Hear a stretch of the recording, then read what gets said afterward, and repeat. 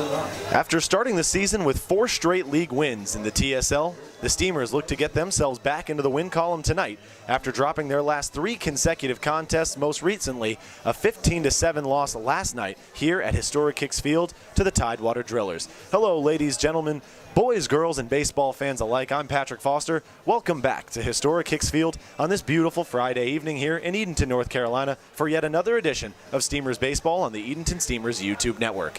It's a very special day here at Historic Hicks Field, as well as we celebrate Independence Day with fireworks here at the ballpark at the conclusion of tonight's contest. It is also Military Appreciation Night here at Historic Hicks, so both current and former U.S. military members are granted free admission in tonight's game as we humbly thank those who have and continue to put everything on the line in order to defend our nation. Tonight, the Fighting Clams welcome the Greenbrier Knights back into Historic Hicks for the team's 3rd meeting of the 2020 summer season. While the Steamers come in with the best record in the TSL at 4-3, they do ride a 3-game losing streak into tonight, and all of their losses have come against teams that were either 500 or below 500 record. As for Tidewater, they look to move above 500 tonight after picking up their 3rd win of the season last night, an 8-6 win over Old Dominion that saw the Knights score 6 runs in the bottom of the 7th. Greenbrier and Edenton were scheduled to meet back on Monday in what would have been Edenton's first road game of the season, but due to adverse weather conditions, that game was postponed to a date that is still to be determined. Before we get into tonight's action, though, let's take a look at Edenton's previous contest. As I mentioned, a 15-7 loss to the Tidewater Drillers. It was the 3rd straight loss for the Steamers and 3rd of the season for Edenton, as well as their 3rd home loss. Their record moves down to 4-3 in both categories as they have yet to play a game on the road. Edenton jumped out to an early lead with a 3-run bottom of the 1st inning. It was the 5th time in 7 games that the Edenton Steamers scored in the bottom of the 1st. Houston Wright went deep with a runner on for his 5th home run of the summer, along with his 14th and 15th RBIs of the year. Tidewater tied up the contest in the top of the 3rd inning when they posted a 3-spot of their own. Center fielder South Trimble gave the Drillers their first run with a solo shot. Cade Brewer, the catcher, later tied it up with a 2-run shot to center field. Both sides were held without a run in the 4th inning. Tidewater ran away with the game in the top of the 5th when they scored a 2020 record at Historic Hicks Field, 10 runs in the frame. 6 runs came across via 3 hits, 5 walks, and 1 error by Edenton. First baseman Jacob Mustaine unloaded on a 2-2 pitch from right relief pitcher Daniel Willey, with the bases loaded to extend the lead to 10, 13-3, with the first grand slam hit at Historic Hicks yet in 2020. Edenton would hold Tidewater scoreless until the 9th, but would only bring 3 runners in the 6th and 7th, one of which came off of another Houston Wright bomb, this time a solo shot that came in the bottom of the 7th for his 6th of the season to make it a 13-6 contest. Tidewater added another 2 runs in the top of the 9th inning when right relief pitcher and right-hander Aaron Copeland walked in 2 runs with the bases loaded. Houston Wright also made a mound appearance for the first time this year and threw just 1 pitch to record the final out of the 9th inning. The Steamers were unable to complete the 9-run comeback as they only brought 1 more run across in the bottom of the 9th of an RBI single from Alan Alonso, who played first for the Steamers yesterday. Shane Easter recorded the final out with a fly out to second base. Edenton starter Alex Shirazi earned the loss in the contest after 4 innings of work on the mound, in which he allowed 5 runs, all of them earned on 5 hits and 3 walks. He also picked 5 strikeouts along the way. Edenton saw 3 pitchers take the bump out of the bullpen, including Eddie Shores, Daniel Willey, and Aaron Copeland, along with Houston Wright, who took the mound after starting the 9th inning and left. Edenton had 10 hits in the contest, with Houston Wright, Alan Alonso, and Josiah Seitler, each with multi-hit games. Seitler led the way, going 3 for 4, with 1 double and 1 single. Last time these 2 teams met, the Knights and the Steamers, was back on Saturday, June 27th. It was a 7-6 finish here at Historic Hicks Field. It was the first loss for the Edenton Steamers on the season. It evened up the season series at 1-1 after Edenton opened up the season with a victory over Greenbrier 15-2 back on June 23rd. Edenton had 6 hits in the contest with a combined 3 homers, 1 from Houston Wright, 1 from Jared Kaufman, and 1 from Josiah Seitler as well. And they were in fact tied with Greenbrier in hits, both of them coming away with 6 in the contest.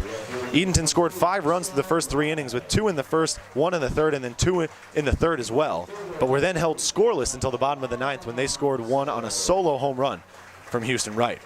Daley Marcano, the starter for Edenton, worked for 5 innings, allowed 4 hits, walked 4 batters as well, and picked up 4 strikeouts as 2 runners, both of them earned, came across to score for Greenbrier on his watch. Vincent Bashara, the starter for Greenbrier, worked for 4 innings as well, in which 4 runners came across 3 of them earned on 5 hits, 3 walks, and 2 strikeouts for Bashara. Aaron Copeland took the loss for Edenton through 1 2/3 innings pitched. He allowed 1 hit, 2 earned runs, 3 walks, and 2 strikeouts as well. Joseph Califano, the left-hander, earned the W for Greenbrier with 4 innings pitched, 0 runs allowed, 0 hits, 2 walks, and 6 strikeouts. We'll take a quick break and hand the duties over to our own PA announcer, Tommy Bass, for the nation's colors as we celebrate Independence Day here at Historic Hicks Field.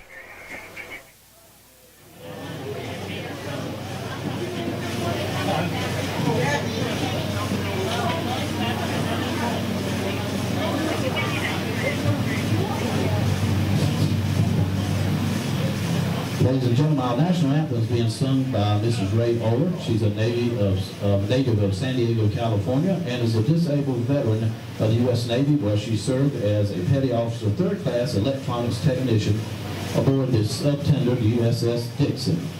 She qualified for a position with the service school choir at Great Lakes Naval Training Center in Illinois during her ETA school. She and her husband, Commander Ed Easy Oler, U.S. Navy retired, along with their pets Greta, Winston, and Salem. They reside in an inn on Broad Street here in Edenton. Right now, we want to honor America with the sing of our national anthem, and it's going to be sung by Ray Oler. Oh, say, and you see, by the dawn's early light, what so proudly we hail, at the twilight's last gleaming, whose broad stripes and bright stars through the perilous fight, all the ramparts we watched were so gallantly streaming, and the rockets rippling, the bombs bursting in air, gave proof through the night that our flag was still there. Oh, say does that star-spangled banner yet wave o'er the land of the free and the home of the brave?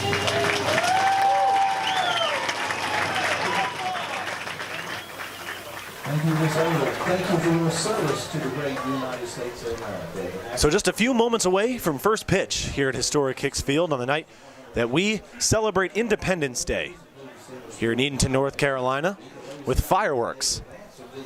Following the conclusion of tonight's contest, it'll be right after the game. And I will promise to do my best to angle the camera properly to hopefully get the fireworks. So if anyone wants to stay tuned that is viewing the stream tonight for tonight's fireworks show, I will do my best to capture them. It's going to be hard. I'm just letting you know that now, but I'm going to do my best. The starter on the mound tonight for your Edenton Steamers is Colin Kriminger, the rising senior at Montreat College and transfer from Volunteer State. He made his first appearance on the mound against Greenbrier back on the 23rd. He started the contest for the Steamers, collected 4 innings of work, allowed 2 earned runs to come across the plate for the Knights, 3 hits as well. He walked 3 batters, struck out 4 and hit just 1 in the contest. In his last appearance, which was also against Greenbrier back on the 27th, he came in for an inning and 2/3 of relief. He did pick up the loss in the contest after allowing 2 runs, both of them earned to score, on 1 hit, 3 walks, and 2 strikeouts along the way. So Kriminger coming into tonight's contest with an ERA I'm sure he's looking to get down tonight, currently sitting at 6.35. We'll take you around the defense now for the Edenton Steamers. Kriminger, the starter on the mound. Behind the plate out of Presbyterian College, number 11, Alan Brown. Over at first, Tyler McPeak, who caught last night for Edenton against Tidewater. At second base, number 5, Out of Eastern Michigan University, Jared Kaufman. Back in the lineup today over at shortstop at Milligan University is Casey Hare, the third baseman, Aaron Copeland out of Spartanburg Methodist College, who came in for an inning of relief yesterday out of the bullpen. The outfield left to right, number 22, the hot bat of Houston Wright, starts in left. Brody Rubenstein out of Monterey College in center field, and Alan Alonzo, the product out of University of Mount Olive, starts in right. The opening batter for Greenbrier tonight, the center fielder Tredell Blow, is the first pitch from Crimminger, an off-speed pitch taken inside, just below the hands for ball one. First pitch tonight, and the official start time of tonight's game at 7:02 p.m. Second pitch from Crimminger is fouled off for strike one. Ball's being recorded out on the Open Door Church sign and scoreboard in right field in red color tonight, strikes in white, and the outs recorded in blue in honor of our nation's Independence Day. The 1-1 swung on in a high bouncer to Casey Hare at short, who took his eye off it for a second. It slips under his glove off the high bounce. So Tredell Blow is going to reach first base on an error to open up the contest for Greenbrier. And that's going to bring up Trent Hanchy, the sophomore out of Norfolk State, playing shortstop tonight for the Greenbrier Knights.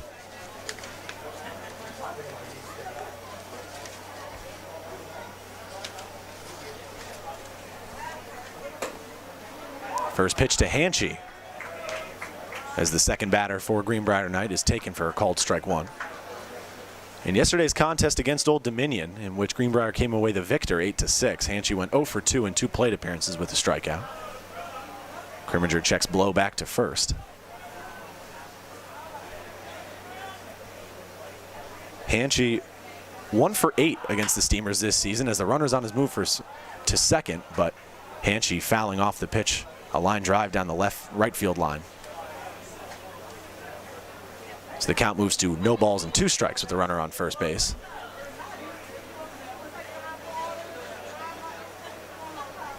Hanchy collected his 1 hit against the Steamers thus far this season back on the 27th. It was a single. He also walked and struck out in the contest.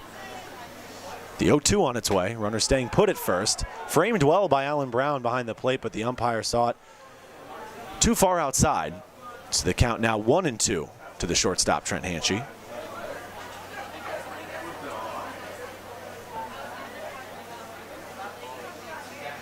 Crimminger with a throw over to first. A little low. Blow slides back in safely as McPeak's able to handle the low throw from Crimminger on the mound.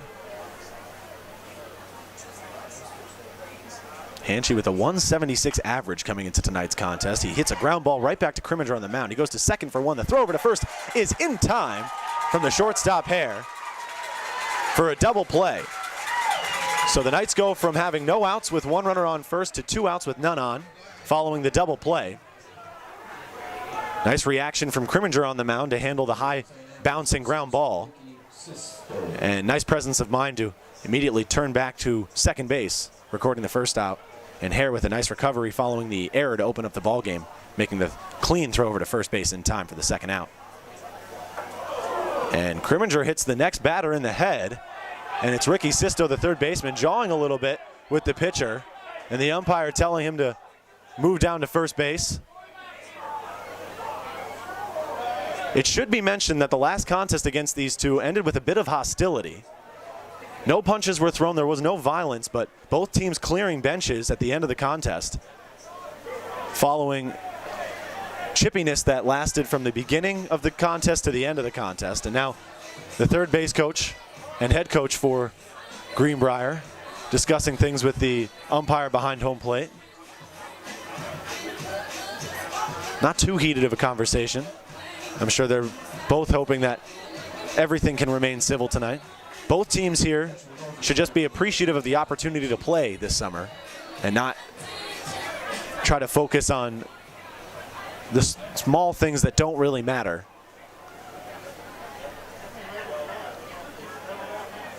But with that being said, I think a little chippiness is going to be entertaining in this ball game, as long as everyone can keep level heads and make sure that chippiness is just applied to their play in the game. So Sisto in his first at-bat is hit by pitch, so he takes first base. And now to bat, Ty Hanchy, the brother of Trent Hanchy, in the cleanup spot, also catching for Greenbrier tonight. First pitch was a called ball. Second one, a high bouncing ground ball to McPeak at first. He has to leap to make the grab, but he steps on the bag for the third and final out of the inning. No hits. One runner left on. No runs come across. One error on part of the Steamers by Casey Hare over at shortstop. We head to the bottom of the first inning. Scoreless here at Historic Hicks Field. I'm Patrick Foster. You're listening to Edenton Steamers baseball only on the Edenton Steamers YouTube network.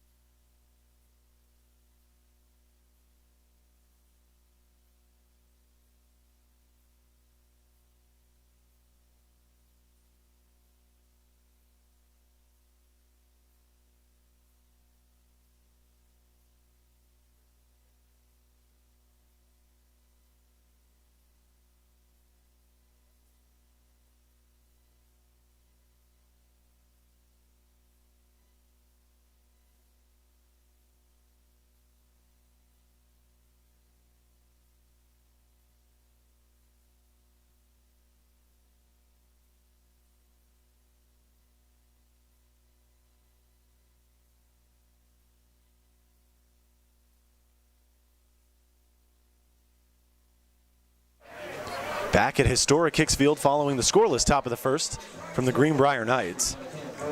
Center fielder Brody Rubenstein out of Montreat College set to lead off for your Steamers.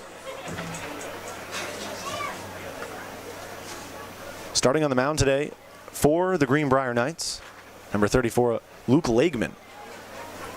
And the first batter he'll face is Brody Rubenstein, who was 0 for 1 against Tidewater yesterday, and he rips a ground ball to first base on the line. The first baseman, Shane McCarthy, tumbles down trying to make the play. Looks like he lost his footing there. And I believe Rubenstein will reach first base on a recorded error. In fact, he will be. Now Jared Kaufman, the second baseman out of Eastern Michigan, will dig in tonight.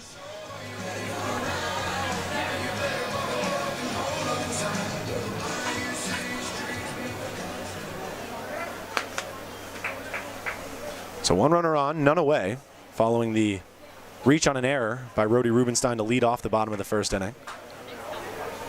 Pickoff move to first. Rubenstein slides back in safely. The Steamers have scored in the bottom of the first in 5 of their first 7 contests, following last night in which the Steamers put up 3 runs in the bottom of the first. The first pitch from Lageman to Kaufman is a off-speed pitch that had Kaufman way out in front of it for swinging strike 1. Kaufman was 1 for 4 yesterday against Tidewater in the 15-7 loss. He had 1 RBI, a ground out that brought in Tyler Myers. As there's another pickoff move to first. This one's close, but Rubenstein just gets a hand in there in time. Large crowd here at Historic Hicks Field tonight, which was to be expected. Still obviously practicing the social distancing rules. Operating at half capacity. But a solid showing nonetheless, as the second pitch is ripped on the ground between third and short, and that one's going to get below the outstretched glove of the shortstop Trent Hanchy and into left field for the first hit for the Steamers tonight. So Jared Kaufman, coming off a 1 for 4 day yesterday, starts tonight 1 for 1. And now the scariest man in arguably all of baseball right now on the offensive side of the ball, Houston Wright, who comes in holding quite a few of the current records for the TSL on the offensive end. Comes in with the highest batting average at .515, highest slugging percentage at 1.121. First pitch to right from Langman is skied up in the air over the infield. Shortstop Hanchy drifting over in the dirt to the right side, excuse me, left side of second, right side of Hanchy for the first out of the inning. And now Alan Alonso digs in for the first time tonight.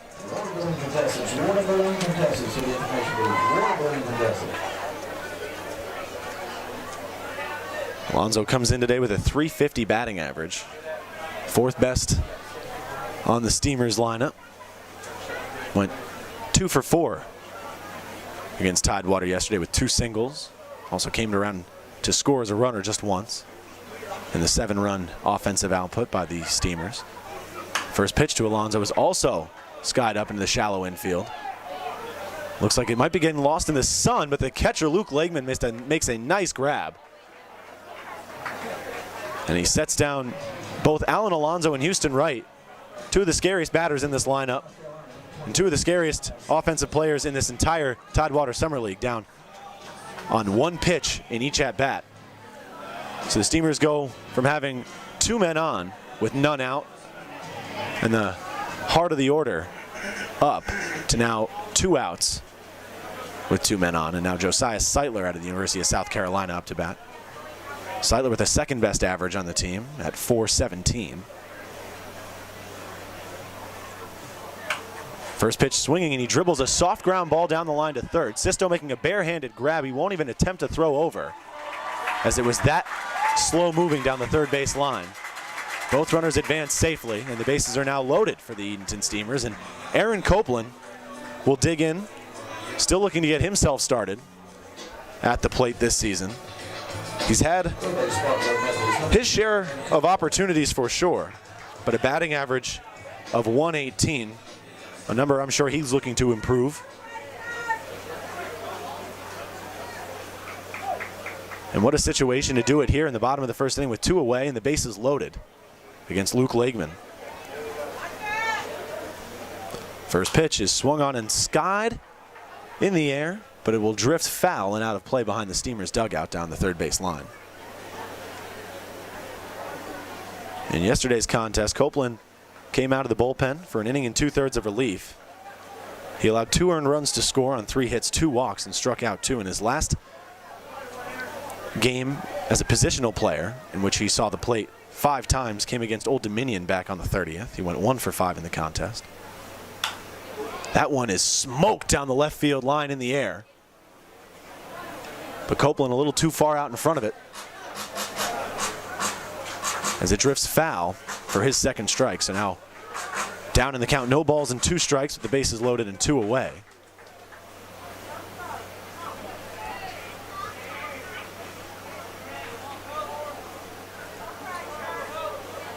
No balls, 2 strikes, 2 outs. The pitch to Copeland. Another fly ball down the left field line, but it'll drift foul once again. Copeland, an incredibly aggressive batter. Doesn't wait to take many pitches. Will jump at a first pitch no matter where it is in the zone, mostly.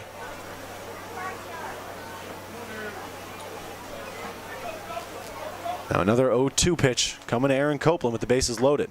Swing and a miss, but it was fouled off in fact, and the catcher couldn't hold on to it, so Copeland stays alive with the count remaining at no balls and 2 strikes.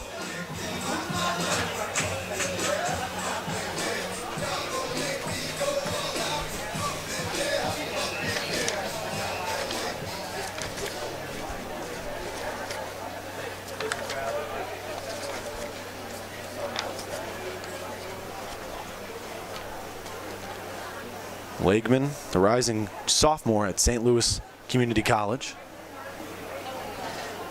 out of Marianapolis Prep in Virginia, looking to record the third and final out here with the bases loaded against Aaron Copeland. An off-speed pitch that fools Copeland at the plate. A strikeout swinging for Aaron Copeland in his first at-bat. 3 runners left on following 2 hits, and no runners come across home plate to score for Edenton. And 1 error on part of the Greenbrier Knights. We head now to the top of the second. No score here at Historic Hicks Field. I'm Patrick Foster. You're listening to Edenton Steamers Baseball, only on the Edenton Steamers YouTube network. It's time for the...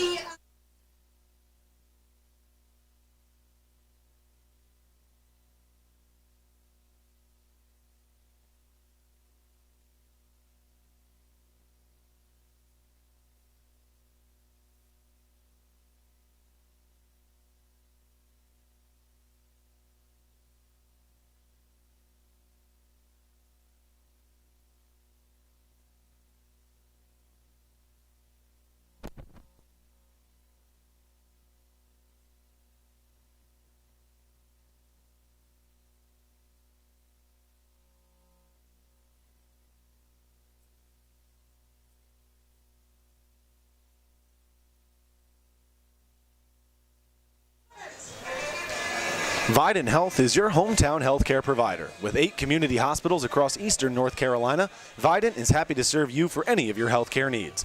Vidant also offers numerous wellness center facilities which allow for exercise rehabilitation activities. Be sure to visit your local Vidant centers in Edenton or Windsor and hit home run with your healthcare provider today. Colin Crimminger, the starter for Edenton, back on the mound for his second inning of work. Bo Gonzalez to dig in. Left field first to pin, number 37, Bo Gonzalez.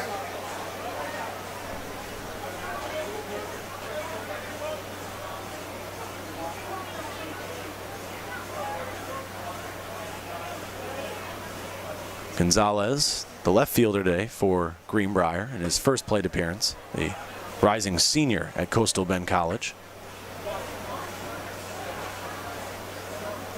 Brings in an average of 167 at the plate.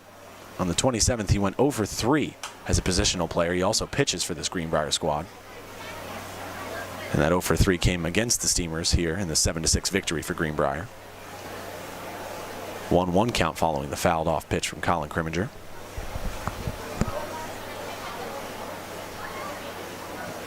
The 1-1. Nice breaking ball there from Crimminger. Just caught the inside black for a called strike 2, so the count moves to now 1 ball and 2 strikes to the leadoff man in the inning, Bo Gonzalez, in the 5-hole for Greenbrier.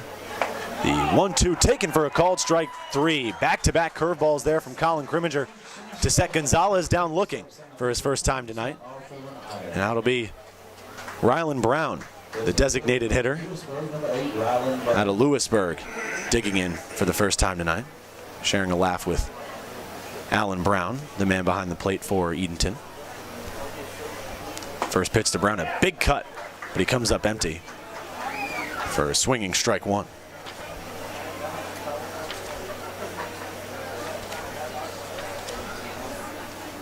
Second pitch on the way from Crimminger, the 0-1. Taken just high above the zone for ball 1.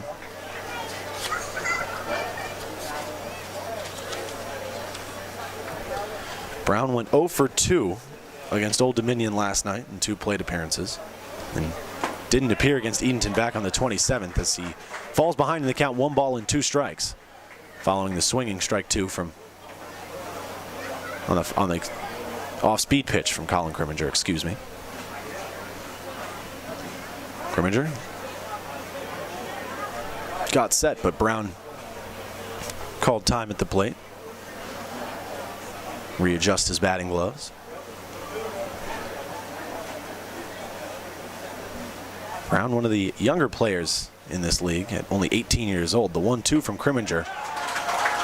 Not the best looking swing there from Brown, as Crimminger sets the first 2 batters of the inning for Greenbrier down on strikes. The first looking and the second swinging.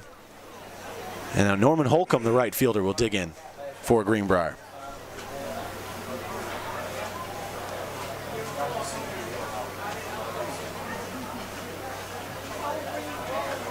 First pitch to Holcomb of the AB is taken for ball 1.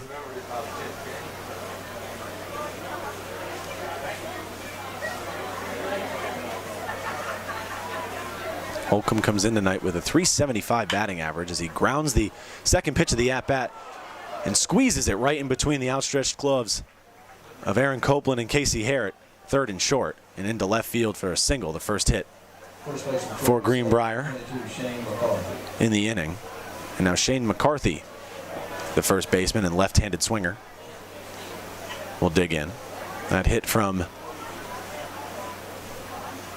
Norman Holcomb, not only the first of the inning, but the first of the ball game for Greenbrier. First pitch swinging is McCarthy, a routine ground ball to second base. Jared Kaufman fields it cleanly and makes the throw over to first to retire the side. One hit and one runner left on. No runs come across the score and no errors on part of the Edenton Steamers in the top of the second inning. We go now to the bottom of the second. Still no score here at Historic Hicks Field. My name's Patrick Foster. You're listening to Edenton Steamers Baseball only on the Edenton Steamers YouTube network.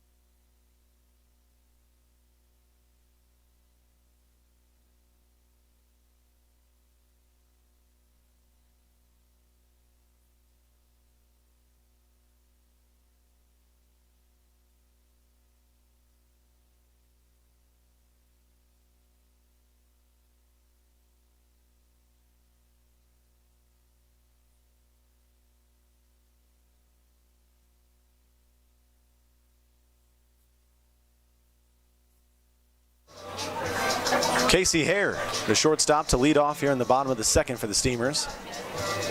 Hare did not play against Tidewater yesterday. In his last appearance, went 1 for 4 against the Old Dominion hitters back on the 30th. His one hit a single that came in the later innings of the contest. Last time against Greenbrier, Hare 0 for 3 at the plate. That was back on June 27th. Swinging at the second pitch, it's a ground ball over to the first baseman, McCarthy, tracking over to his left. He'll have to flip it over to the catcher, Legman, who is covering, but it's a errant throw as it pulls Legman away from the bag. And that'll be scored as another reach on an error, this time for Casey Hare. And Tyler McPeak, the first baseman for Edenton, will dig in for the first time tonight with a runner on and none away here in the bottom of the second. McPeak 0 for 4 against Greenbrier back on the 27th in the 7-6 loss. First pitch to McPeak in the at-bat is popped straight up in the air.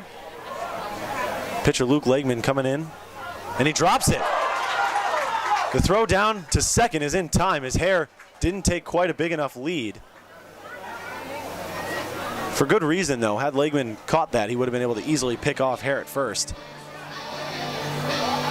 So one out recorded nonetheless. It'll be ruled as a fielder's choice following the error.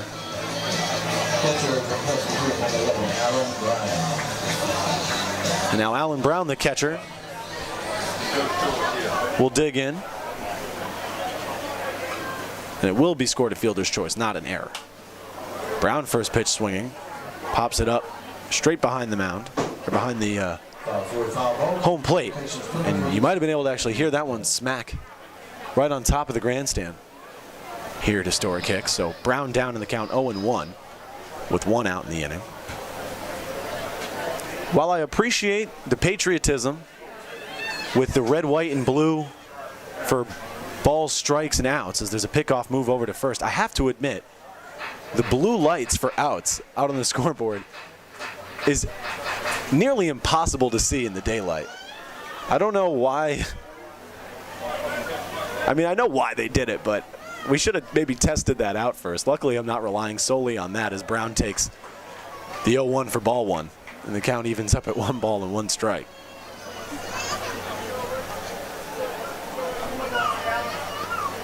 McPeak takes a lead off of first after he reached on the fielder's choice, following the drop pop-up and throw out to second from the pitcher Luke Legman. Routine fly ball out to right field. Holcomb, with the sun in his eyes, is able to put it away with just one hand. And Alan Brown will head back as the second out for the Steamers here. But we're back at the top of the order as Brody Rubenstein will dig in. He reached on an error in his first plate appearance. In fact, 2 errors tonight already for Shane McCarthy over there at first. And it's a tough spot to play tonight as the sun is shining directly down the first base line.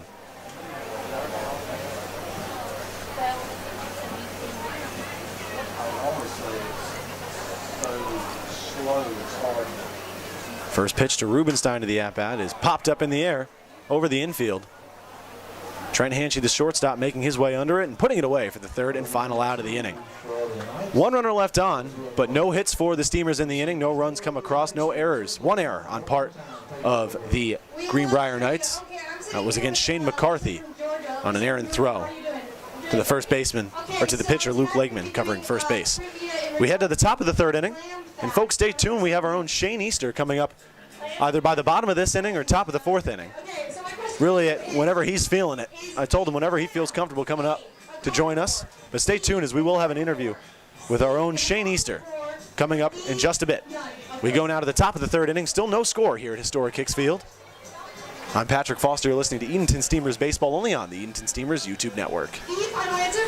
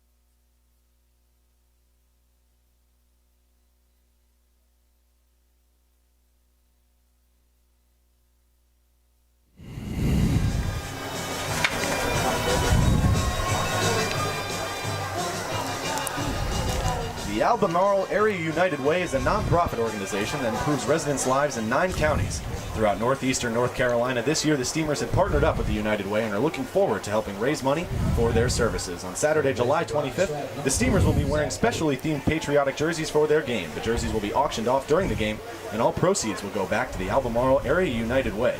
If you would like to have this one-of-a-kind jersey, be sure to be here that night and support a good cause. Steamers go down without a run in the bottom of the 2nd inning, so we begin the top of the 3rd. Still no score, and I'm now joined by our own Shane Easter. I didn't know when you were going to be coming up. I thought maybe bottom of the 3rd, top of the 4th, wasn't sure, but we got you early, which I'm happy about.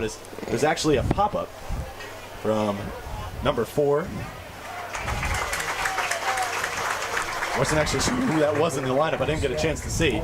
But the first out recorded here at the top of the 3rd inning for the Edenton Steamers. Shane, how are you doing tonight? I'm doing great, you know. Having a fun time, yeah, playing baseball. Yeah, definitely. So that's exactly what I wanted to get into. Like, everything going on, such craziness going on in the world right now, and yet we're still having a season here in Edenton. Talk about not only this season's start for you thus far, but also the journey to getting here in Edenton, as that one's lined right back to the pitcher's mound. So back-to-back outs recorded. Easter, just talk about this process for you thus far. Yeah, so in the fall, our coaches always asked, like, hey, where would you like to play in the summer? And we gave a couple options, and those options actually filled up pretty quick. But Coach Marshall came to our coach and asked if we had any players to join this team. And my coach asked me, and I said, yeah, any way that I can play some baseball. So I ended up coming out here to Edenton, North Carolina.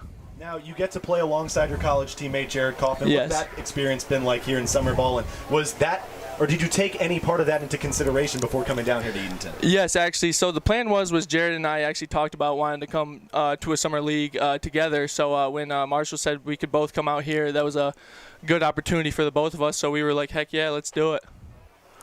So talk about the start of the season for you thus far. You actually have the third highest average on the team right now at the plate, 381. Talk about how you're seeing the ball at the plate thus far and basically how you've adjusted to the Tidewater Summer League early on. Yeah, so right now my biggest thing was just trying to get my timing down, especially being out of baseball for 3 months now. Just trying to get my timing and seeing the ball as best I can. And so far I've just been trying to get my foot down, and when the ball's over the plate, I try to get a good swing on it. With 2 outs, Trent Hanchy, the shortstop, just singled to left field to put a runner on, and now Ricky Sisto, the third baseman, will get a second opportunity after being hit in the head. I'm not sure if you probably caught that to open up. Yeah, yikes. That must have been an interesting play down there. Yes. A little bit of jawing after that, too. Oh, yeah. To Colin. And I have to say, after the way things ended back on the 27th, I'm happy to see that everyone kind of keeping a level head in this one. Talk about, honestly, the start to this game following the ending of that game against Greenbrier. Yes, exactly. Yeah, so Marshall talked to us earlier. We just wanted to keep it cool and collective and everything. And then when that happened, it wasn't planned, so it was just kind of a mistake. And obviously Greenbrier is going to take that as something, but we weren't really going for that. So us being able to keep our cool was very strong out of us. So prior to the season's start, I sent out a questionnaire to the players, and I just wanted to get a couple background, pieces of information, as there's a ground ball to Hare at shortstop. He makes the throw over to first for the third and final out of the inning. So we'll continue this Shane Easter interview when we come back. No runs come across for Greenbrier on just 1 hit in the inning. No errors on part of the Steamers, and 1 runner left on. We head to the bottom of the 3rd inning, still scoreless here at Historic Hicks Field. I'm Patrick Foster alongside Shane Easter. We'll be right back on the Edenton Steamers YouTube network.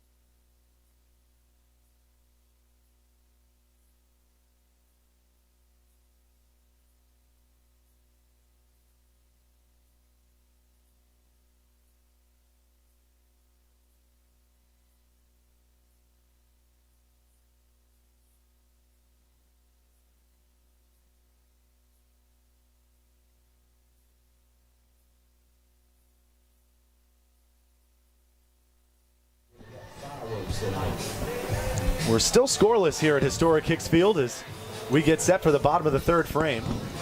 I'm here with Shane Easter, Yes. the product out of Kalamazoo, Michigan, and Yes, Eastern sir. Michigan University. Shane, we talked a little bit about the start of the season, what got you to come down here to Edenton, your hot start at the plate thus far. Now let's talk a little bit more about you personally. As I mentioned, I set out a questionnaire to you and all the players to start the season just to find some more pointers to talk about for you guys during these broadcasts. And one of my questions to start was your favorite baseball memory. And you talked about playing at Comerica Park for a high school all-star game. Yes. Talk about that experience and what that was like for you. Yeah, so every year Michigan holds a high school all-star game for the top prospects in Michigan, and I was thankfully invited, and I got to go. We stayed in a hotel in Detroit, which was really cool, and just being able to play at Comerica Park for one game and seeing the best talent in Michigan was a really cool opportunity. And just playing in a big league park like that is just such an awesome experience, and it was really fun. I had a good time, and a really cool experience. So we'll take a quick break from the questions, and only because your teammate Jared Kaufman Yes, he is up to bat. He's 1 for 1 today. Yes. What was a bit of a tough day yesterday for him. He did come away with a single in the contest, but a hot start earlier tonight as he fouls off the second pitch of the AB, now 1-1 in the count. Talk about Jared Kaufman as a teammate. What's he like to play with out there? You got a chance to play with him in the middle infield yesterday when you got started short. What was that like, that opportunity here down in Edenton? That was a really cool experience, actually. So, I mean, we obviously planned on just being able to play together, but not up the middle necessarily. So when we got that opportunity, it was really cool. And he almost got that one, almost through the middle. But, just being able to play with him in the middle was an awesome experience. We came in as freshmen together, so we've always been good buddies. And all 3 years we've been really close. So being able to come out here and play together has been awesome. and up the middle was really cool. Just that chemistry that we already have, and just being able to play there is really fun. Now, you don't typically get to play shortstop too often. What was that like for you yesterday? Was it a bit uncomfortable, or did you kind of settle in? You did make a couple errors. Yeah. Nothing too major, nothing that resulted in anything too catastrophic, as Houston Wright skies a fly ball into center field. Trudell Blow having to make his way over just a bit to his left to put that one away for the second out of the inning. But talk about that start back at shortstop. What was that like for you? Yeah, so I played shortstop in high school, and I try to pride myself in being able to play a lot of positions. So when Marshall came up to me with that opportunity, I was like, yeah, for sure. And it took me a couple innings to get back at it. But I think I settled in pretty nicely at the end, and ready for another opportunity whenever that comes. But it was fun.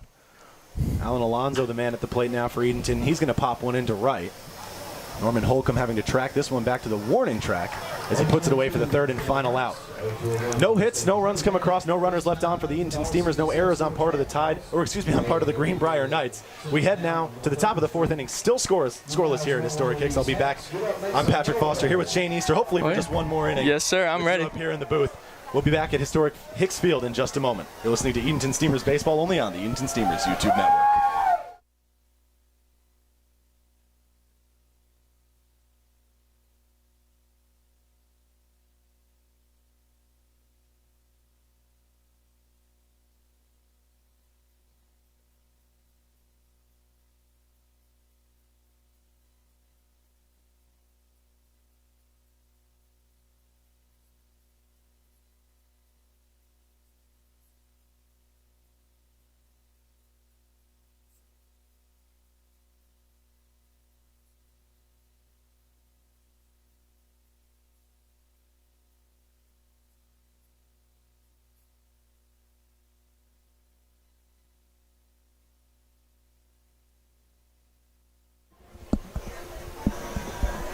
Regulator Marine is a locally owned and operated boat builder who crafts the best center console sport fishing boats in the business. Built in North Carolina and tested against the challenging conditions of the Outer Banks, Regulator boats are seriously tough sport fishers known for their exceptional fit and finish, as well as a dry, soft, and comfortable ride.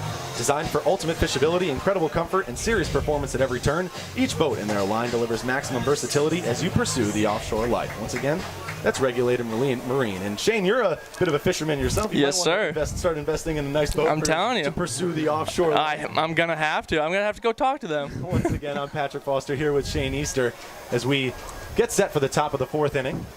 The leadoff man for Greenbrier, number 14, Ty Hanchy, the catcher. Hanchy started off tonight's contest with a ground out back to first as he takes the first pitch for a called ball one. So, Shane, there's something I got to talk to you about, and that has to do with the kids camp we hold here at the Edenton Steamers. Yes. Everyone's constantly talking about how great you've been with the kids, and the kids always are talking about you. And whenever I've gone out there as the second pitch is taken for strike one, I see the joy and the excitement just illuminating off your face. Talk about this kids camp and some of the kids you've been able to interact with and just the overall experience for you. Yeah, just being able to connect with the community just like that is a great experience, and bringing the kids in and, just being able to get them in there and see some what college baseball is kind of about, some drills and everything, but mostly just having fun, just getting them to be excited about baseball and everything like that, and just having fun is an awesome experience. And just those kids looked up to us sometimes, and just being able to put our mark on them is a huge blessing to us, and I'm sure it's a blessing to them as well. Hanchy, the first out of the inning as he flies out to shallow left field. Houston Wright, the left fielder, coming in to make the play. Shane, only a couple questions left for you here. We're going to go back to that questionnaire that I sent out earlier this season. One big question that I thought, no matter what the response was from anyone, it was going to be interesting. It was going to be like a pivotal part to why they're playing baseball, and that was what drives you. And you mentioned your family, you mentioned your grandfather. Talk about your grandfather's influence and your family's impact on you throughout this entire journey in baseball. Yeah, so my grandfather, Grandpa Shane, he loved the Pirates, and just being able to watch the Pirates earlier and just being able to see that experience with him, and he taught me a lot about baseball, taught me a lot about the history in baseball, and like Roberto Clemente and everything like that. So it connected with me, and he used to take me to there was a semi-pro team in Kalamazoo called the Kalamazoo Kings, and that was my first baseball game that he took me to. So being able to experience that with him was an awesome experience, and just got me into it, just drive me to want to keep playing and drive me to want to be the best I could be to show him, because he introduced me to baseball, and just to prove it to him each and every day that I have a shot to be able to do something like that has been awesome. That's extremely special, Shane. Now, being a kid from New Jersey, and this is my first experience anywhere in a town like Edenton. You from Kalamazoo, Michigan. I've never been to Michigan. Talk about the differences between a town like Edenton and Kalamazoo. Yeah, so Kalamazoo's kind of a bigger city in Michigan, so just coming down here to Edenton, where it's kind of like very local, very country folk type deal, and it's been very special. You know, everybody knows everybody, so when we walk in, everybody's like, "Oh, you must be a Steamer," because I've never seen you around. So it's been a fun experience, just being able to meet everybody, and they've taken us in very well. You know, they've treated us like family here in Edenton, so I want to thank everybody out here in Edenton for that, and it's been very cool, very nice town around here. 2 outs in the inning now for Greenbrier. Rylan Brown digging back in for his second plate appearance. A healthy hack, and he comes up empty. So he falls behind quickly in the count 0-1. I'm going to ask you, Shane, before I let you go, to do a little bit of color commentating. Oh, for that sure. Basically just means I want you to provide some player insight into what goes on. So after this second pitch here, they're going to call it a strike 2. Colin Crimminger with a nice start thus far. What have you liked from Colin in this start? You know, Colin's been pounding the strike zone. You know, he's been attacking hitters, and that's very tough as a hitter to see a pitcher up there with such dominance, and being able to throw strikes like that. It's tough to hit.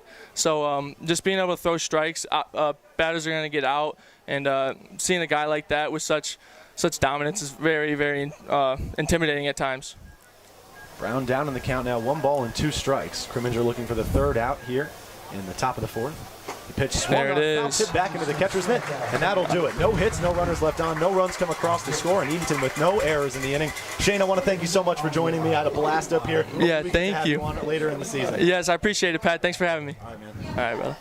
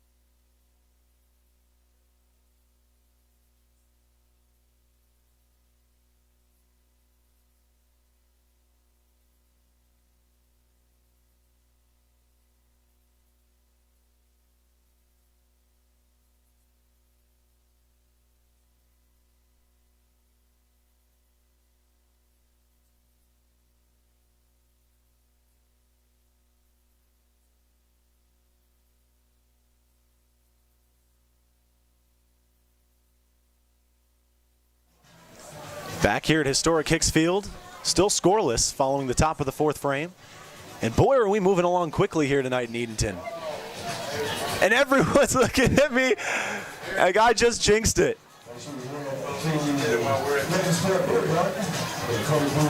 Still scoreless. Both teams knotted up with 2 hits apiece. Edenton looking to get things started. I was just joined by our own Steamer, Shane Easter, who was just a great interview. Man, did I have fun with that. Shane, one of the nicest guys on this Summer League team. Everyone a part of the Steamers organization has just been just phenomenal with me and all of the other interns and the kids as well in the kids camp, but Shane especially just a standout player. Constantly looking to make conversation with just about anybody. So I'm very happy we had a chance to get him up in the booth. Josiah Seitler to lead off for Edenton now in the bottom of the 4th inning. Luke Legman back on the mound for his 4th inning of work. I apologize for taking a break for calling much of the action, but I was having quite a bit of fun with the interview with Shane.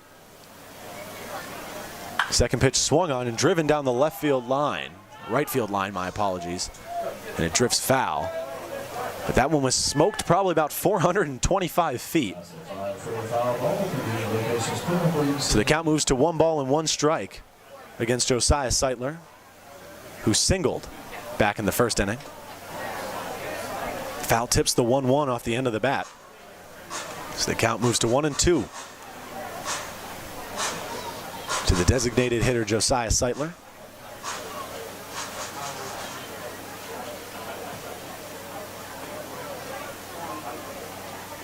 The 0-2.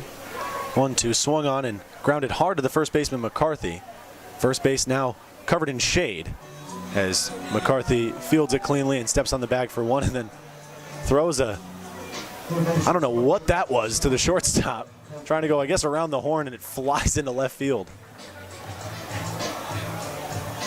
Nonetheless, one out for the Steamers to begin the bottom of the fourth.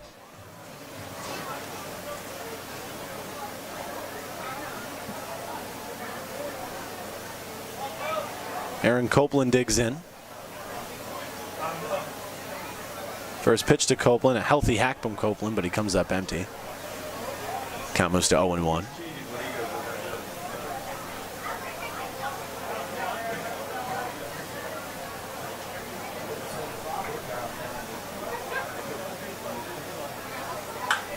Copeland with a line drive down the left field line, but it's foul as it rattles up against the Steamers bullpen.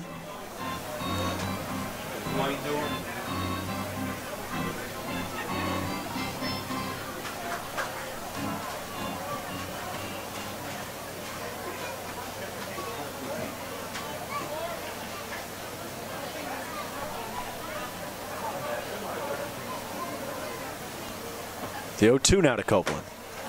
Swing and a miss there. So Copeland set down on strikes for the second time today, both times swinging.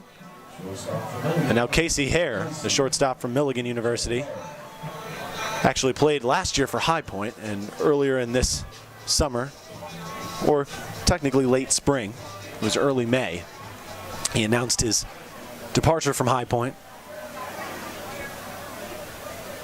Hare reached on an error back in the bottom of the second. And with 2 outs, Edenton with no runs in the contest, looking to get some offensive life going. Still knotted up at no runs upside. Hare takes the second pitch for called ball 2, so the count moves to 2 balls and no strikes.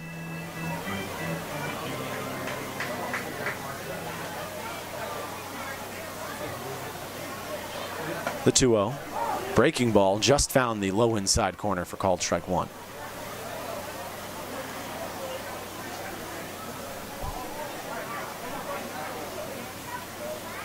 The 2-1. Just chipped foul off the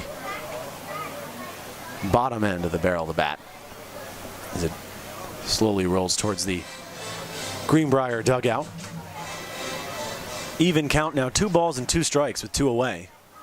And no runners on for the Edenton Steamers here in the bottom of the fourth frame. 2-2 on its way from Legman. Swung on and grounded hard to the second baseman. That's Will making the snag and throwing it over to first to record the third and final out of the inning. 3 up, 3 down for the Steamers here in the bottom of the fourth frame. No runners left on, no hits, no runs come across to score, no errors on part of the Greenbrier Knights. We head now to the top of the fifth. Still moving quickly, I'm going to say it quietly so I don't get anyone too upset here in the press box. My name is Patrick Foster. You're listening to Edenton Steamers Baseball only on the Edenton Steamers YouTube network.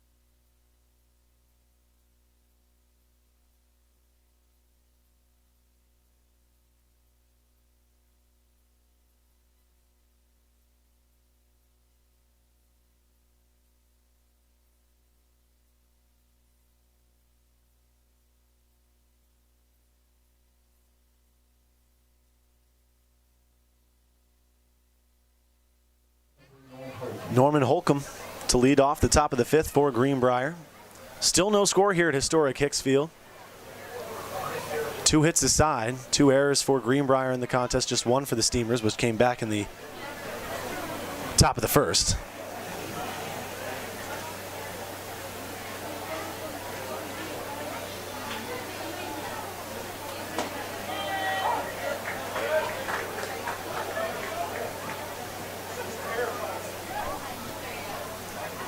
Little shout out to our own Colt Byers watching the game back at home. Started the season with the Steamers. Always providing support on these broadcasts.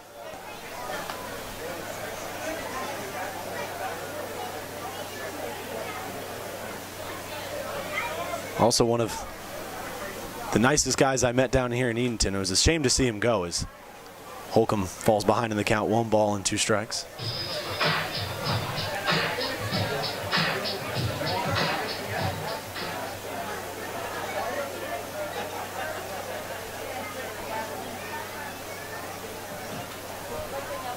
Colt, also one of the funnier guys I've ever met, as Holcomb takes the 1-2 way outside the zone and inside towards the helmet as the count moves to 2 balls and 2 strikes.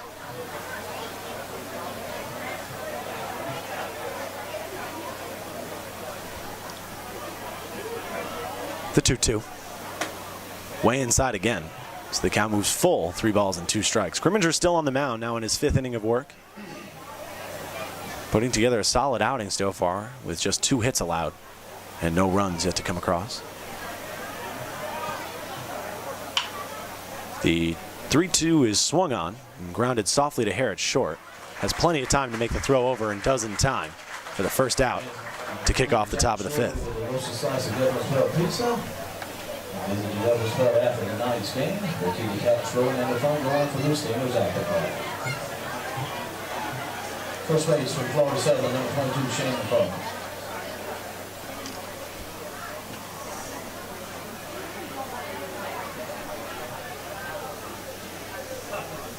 Now Shane McCarthy digs in, the first baseman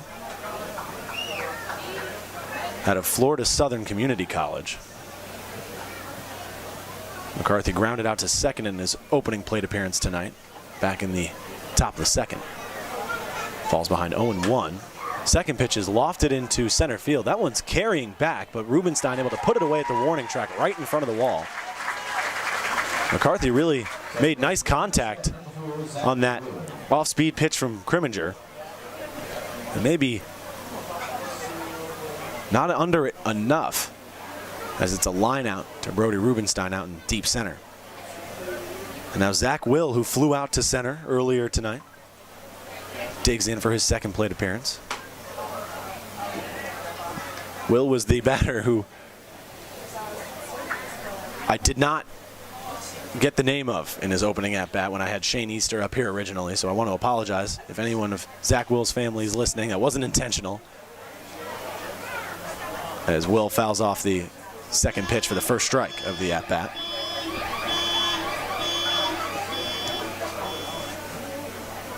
Will 0 for 2 last night against Old Dominion. Didn't make an appearance against Edenton back on the 27th. Takes the 3rd pitch for a called strike 2.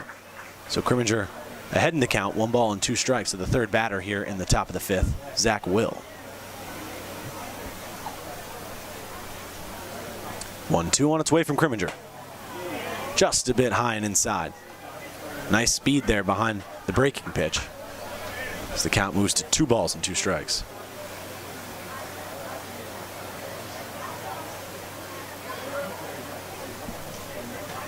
The 2-2 is swung on and missed and held on by Alan Brown behind the plate. So 3 up, 3 down for the Edenton Steamers here in the top of the 5th inning. Grimminger with 5 very impressive innings of work. Only 2 hits allowed thus far. No hits, no runners left on, no runs come across to score, and no errors on part of the Edenton Steamers as we head to the bottom of the 5th inning. Still no score here at Historic Hicks Field. My name's Patrick Foster. You're listening to Edenton Steamers Baseball only on the Edenton Steamers YouTube network.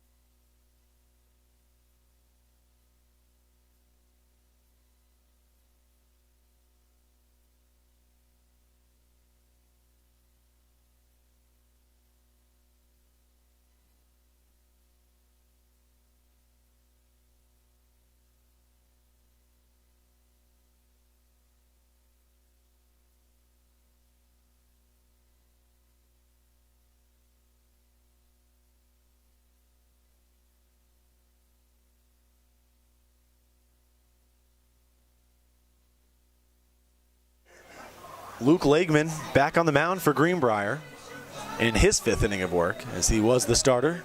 Both starters really doing a nice job thus far through 5 innings. Lakeman through 4. Tyler McPeak, the first baseman, to lead off in the bottom half of the frame. McPeak 0 for 1 tonight. Flew out to the pitcher's mound. Lakeman dropped it, but was able to throw out Hare, the base runner, from first to second. So it was ruled as a fielder's choice as McPeak takes the first pitch for called strike 1. Second pitch is flied out to left field. Bo Gonzalez, the left fielder, tracking it down to his left towards left center and putting it away. And now Alan Brown will dig in for the second time tonight. He flew out to right field in his opening appearance back in the bottom of the 2nd.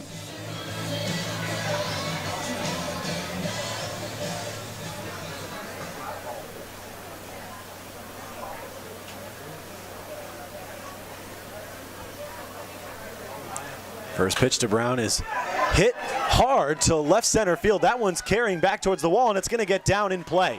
Brown rounding first. He's going to head to second and pull up to second base with a stand-up double. Just the 3rd hit for the Steamers tonight, but it's a loud one. A double for Alan Brown, his 2nd of the season. And now a runner in scoring position for the Edenton Steamers, with Brody Rubenstein coming up to bat. Rubenstein 0 for 2 tonight. He flew out to left back in the bottom of the 2nd frame and reached on an error all the way back in the 1st. But an RBI opportunity for Rubenstein, who doesn't see these too often, as he's typically a leadoff batter. With a runner on second and Alan Brown following his 2nd double of the season. First pitch taken for Rubenstein.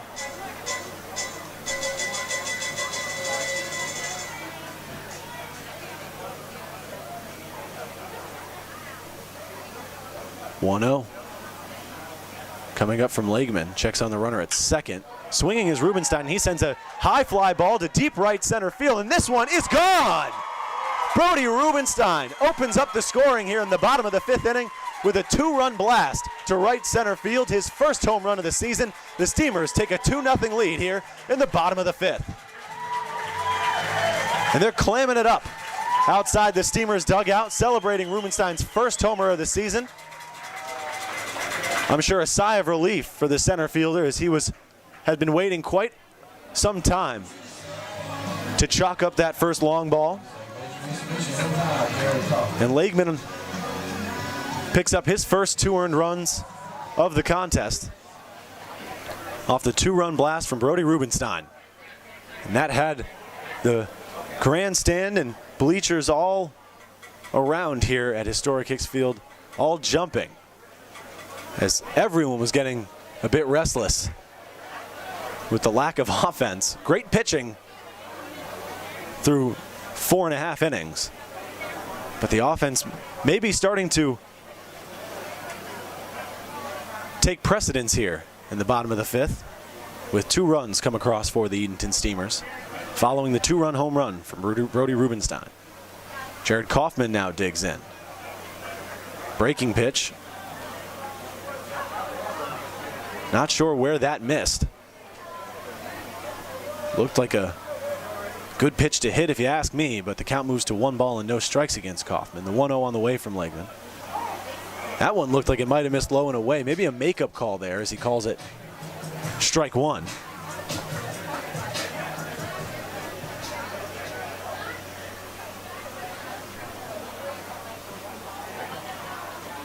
The 1-1 now to Kaufman. Swings and misses. So he falls behind in the count now. 1 ball and 2 strikes, but still just 1 out in the inning for the Steamers, following the 2-run home run from Brody Rubenstein.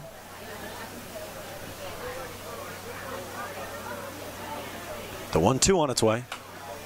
Popped up, but it's going to drift foul out of play towards the first baseline bleachers.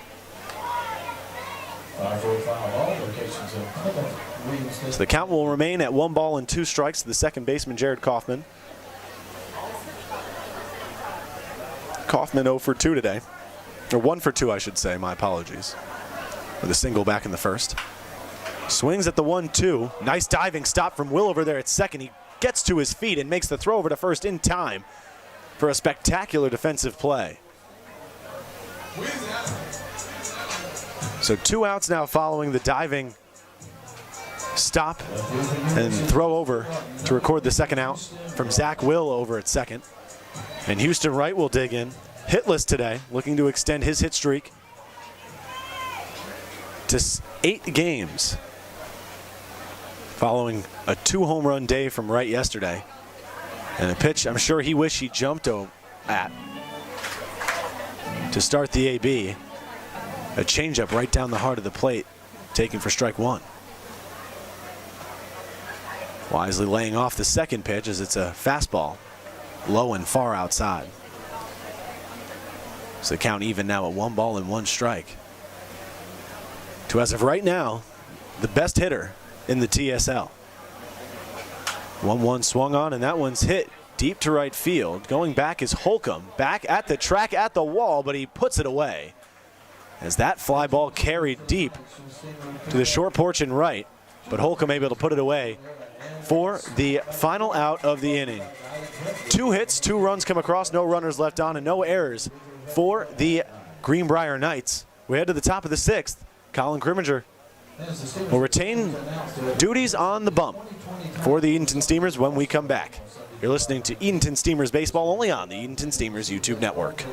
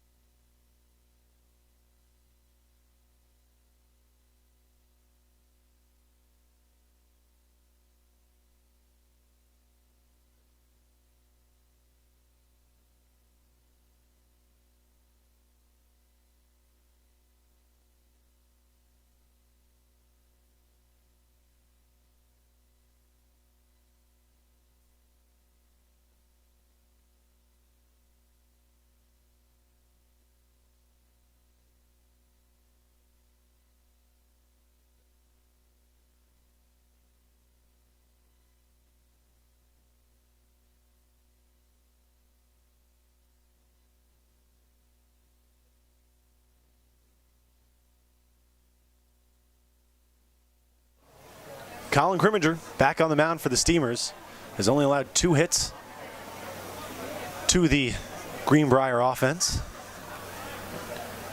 Digging in now for the Knights is Treadell Blow, the center fielder, who's 0 for 2 today. Lined out back to Crimminger back in the 3rd in his second plate appearance. The 1-0 to Blow. Big swing and a miss. Nearly swung out of his cleats. As he falls, or evens up the count at 1 ball and 1 strike.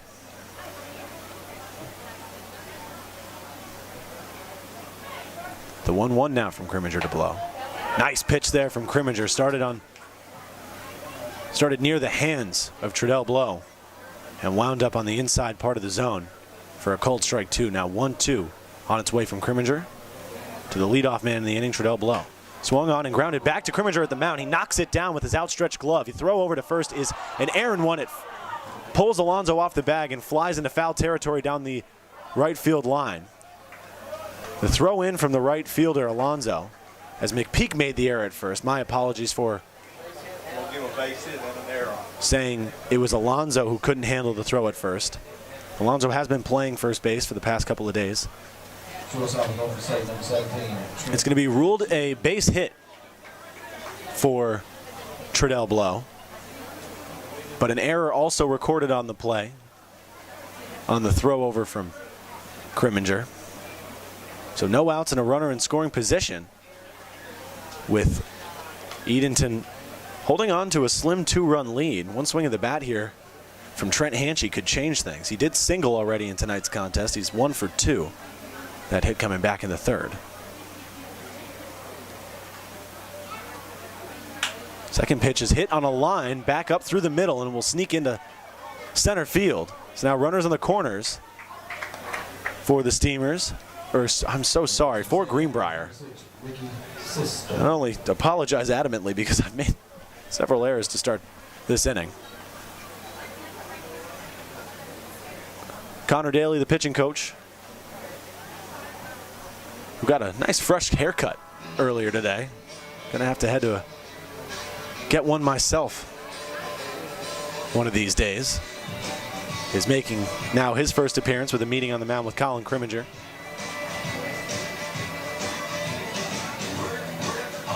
And a quick one at that. A couple of slaps on the chest. And Crimminger will remain on the mound. I'm sure confident in his own abilities to get out of this. Ricky Sisto, who was hit in the head by Crimminger in his opening plate appearance back in the first inning, will have another opportunity. 0 for 1 following a ground out to shortstop in his previous AB. First pitch from Crimminger in the AB is taken for ball 1. Nice take there from Crimminger's. That pitch broke rather late to fall below the zone. No outs. Runners on the corners for Greenbrier. Second pitch from Crimminger in the AB is low and away for ball 2. Crimminger with 4 hits allowed thus far, with no runs yet to come across for Greenbrier. The 2-0. Hit Sisto. As that one I'm sure got away from Crimminger. But it does maintain the double play ball. So not necessarily the worst outcome of the at-bat for the Steamers D.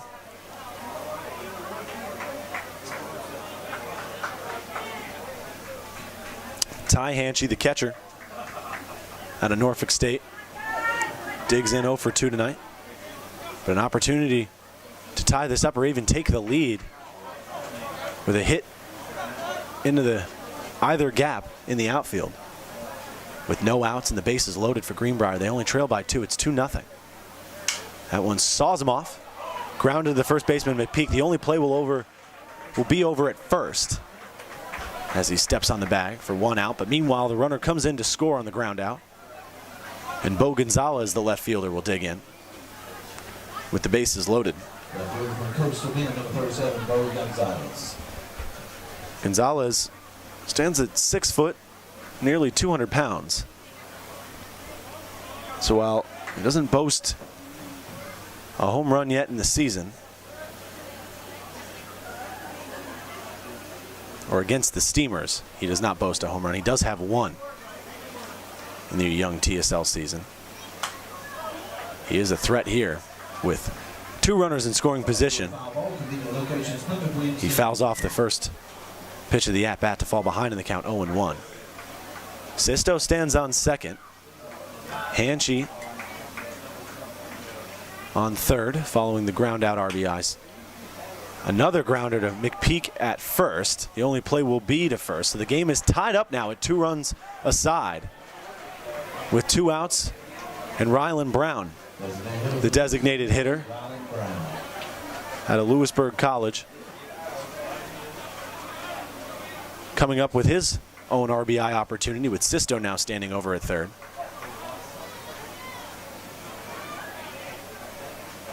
First pitch from Crimminger to Brown to open up the at-bat. A fastball taken on the upper part of the zone for strike 1.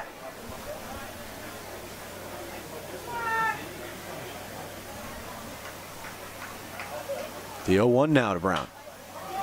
Cut at, popped up in the air behind home plate, but it's going to drift foul and even behind the first baseline bleachers.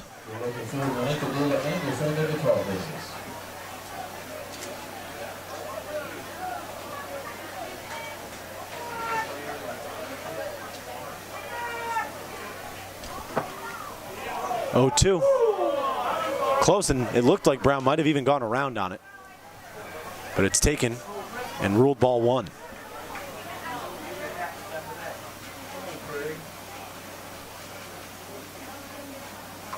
The 1-2.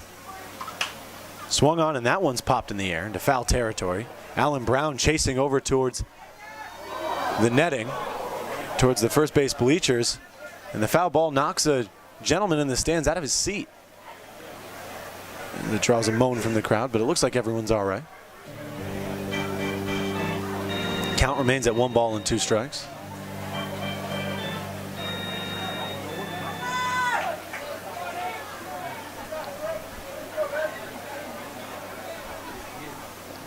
One-two on its way. Taken for a called strike 3. So 2 runs do come across in the inning for Edenton. But nevertheless, a solid inning from Colin Crimminger, as it could have been even worse. Crimminger does a nice job of getting out of a bases loaded situation. 2 runs come across on 2 hits. No errors on part, 1 error on part of the Steamers. It came off of Crimminger, a throwing error. We head now to the bottom of the 6th inning. 2-2 our score. Steamers looking to get back on top. My name's Patrick Foster. You're listening to Edenton Steamers Baseball, only on the Edenton Steamers YouTube network.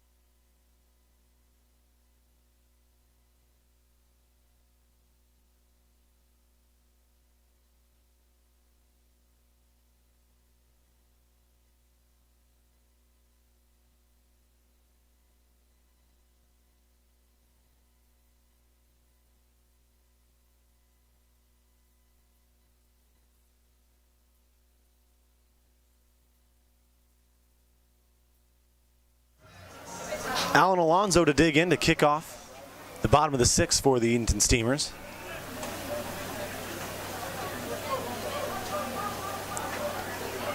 Alonso 0 for 2 tonight. An infield fly to begin his night back in the 1st inning as he takes the first pitch of the at-bat. An off-speed pitch, high and inside to back him off the plate. New pitcher in for the Greenbrier Knights. It's number 10, Wes Bonney, the sophomore out of King University. 2-0. Hey fans, we have found a wallet. Nathan McKeithen, we have your wallet at the finish shop.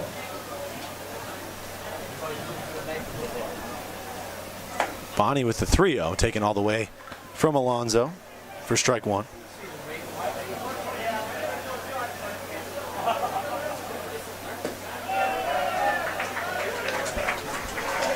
And Alonso draws a walk.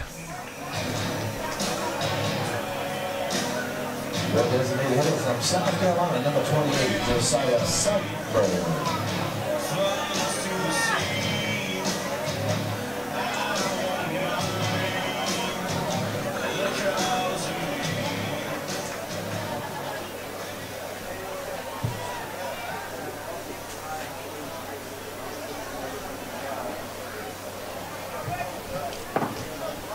Josiah Seitler will dig in with the man on first.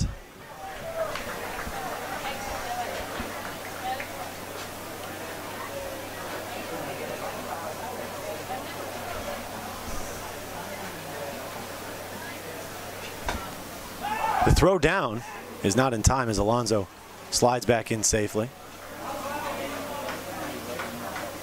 The count moves to 2-0 to Seitler after the opening 2 pitches were taken for balls.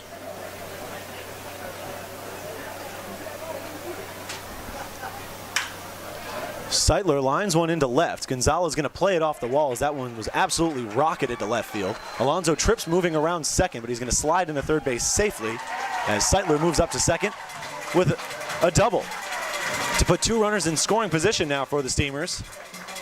And Aaron Copeland coming up to plate with no outs.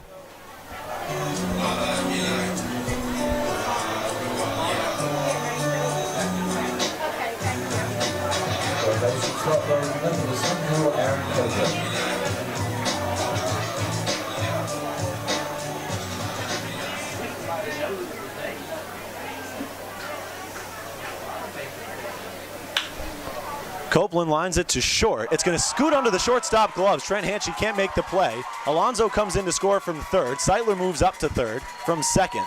And Copeland moves up to second base without a throw. The Steamers take a 3-2 lead here in the bottom of this 6th inning. And this time, the aggressive bat of Aaron Copeland paying off for the Steamers as he drives in a run on the first pitch of the AB. And now Casey Hare will dig in. Hare 0 for 2 today as well. He reached on an error and grounded out to second in his last plate appearance. But an RBI opportunity with no outs. And a chance to extend the lead now for the Steamers, up 3-2 following the reach on an error from Aaron Copeland. First pitch to Hare taken for strike 1.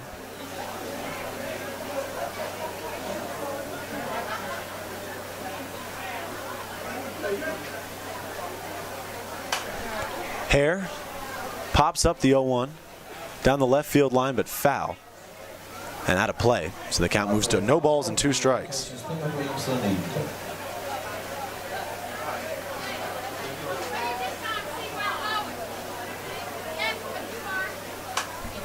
Hare fouls off another one as he fights off the 0-2. Wes Bonney moving quickly there up on the hill.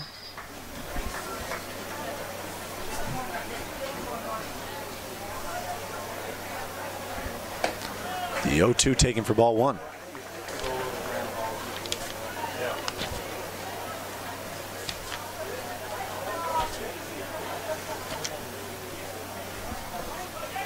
The 1-2, a passed ball, but it actually hit Casey Hare.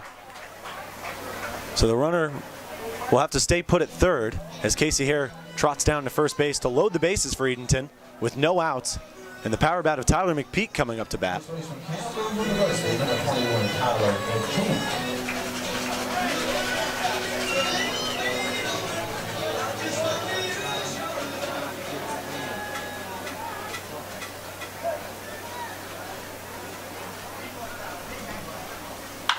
McPeak drills one to left, right at the left fielder Gonzalez on the first pitch, but that's going to be enough to bring in Seitler from third to extend the lead to 2 runs.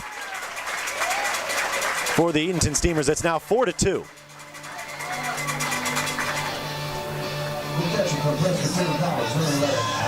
And now Alan Brown will dig in once again. He doubled in his last plate appearance.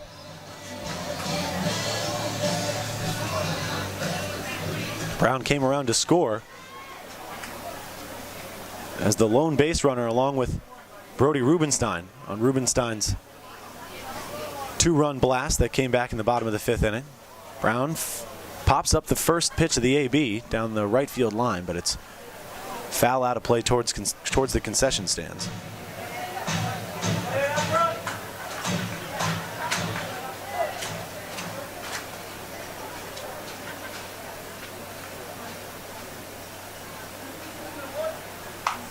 Second pitch is popped up.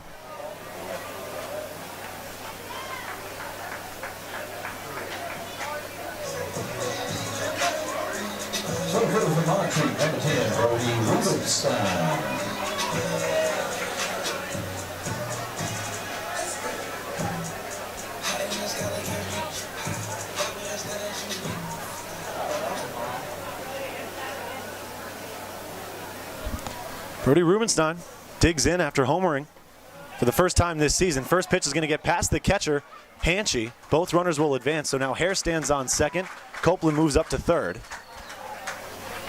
with 2 outs and Brody Rubenstein at the plate. Rubenstein picked up the 2-run homer back in the 5th.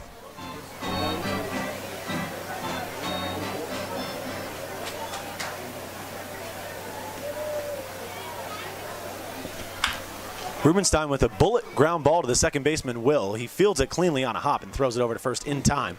But not before the Steamers do some damage here in the bottom of the 6th inning. They follow up their 2-run bottom of the 5th with 2 runs once again here in the bottom of the 6th. 2 runs come across on just 1 hit and 1 error for the Greenbrier Knights. We head to the top of the 7th inning, 4-2 our score in favor of your hometown Clams. I'm Patrick Foster. You're listening to Edenton Steamers Baseball only on the Edenton Steamers YouTube network.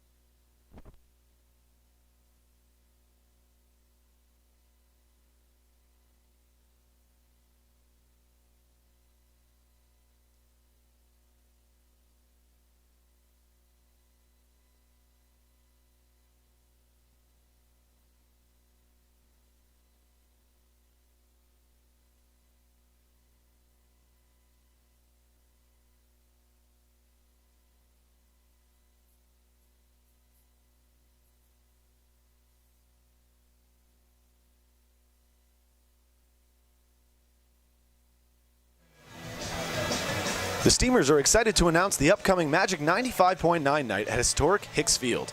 On Friday, July 24th, one lucky fan will go home with $25,000 courtesy of Magic 95.9. Mark your calendars now. You will not want to miss it. Magic 95.9 is a proud sponsor of your Edenton Steamers. Tune in every weekday morning from 6 a.m. to 12 p.m. and listen with Bill Benjamin, Magic 95.9, the music lover station. And we must have entered a time warp or something, as we're about to kick off the top of the 7th inning, having only been playing for an hour and 22 minutes. So this ball game moving along especially quickly. And a new pitcher on the mound for the Edenton Steamers, it's Jake Rice, the relatively new addition out of Presbyterian College. He has already made an appearance for the Steamers. It was back against Old Dominion on the 30th. He threw for an inning, allowed 3 runs to come across, 2 of them earned, on 3 hits, a walk, and 3 strikeouts. So no, not the best outing for Jake Rice, but I think we should all keep in mind that prior to that outing, Rice had fallen victim, just like everyone else on this team, to the cancellation of the 2020 spring season. So he had not seen a live game situation in going on 4 months prior to that appearance. So I'm sure the Steamers organization hoping, along with Jake Rice, that he worked the rust out of his system. First batter he'll face.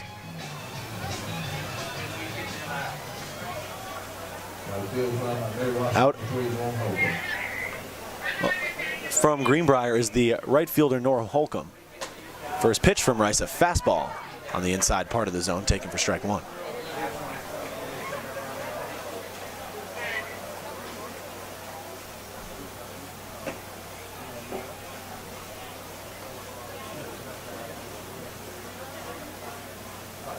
Second pitch taken for ball 1, low and inside. Rice trying to come back with the same pitch, but he misses second time around. 1-2 is fouled off.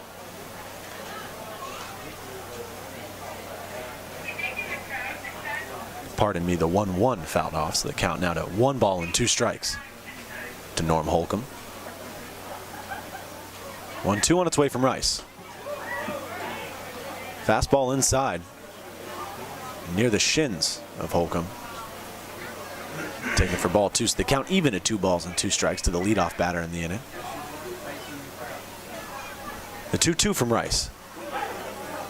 Chop foul. Interesting looking swing from Holcomb at the plate.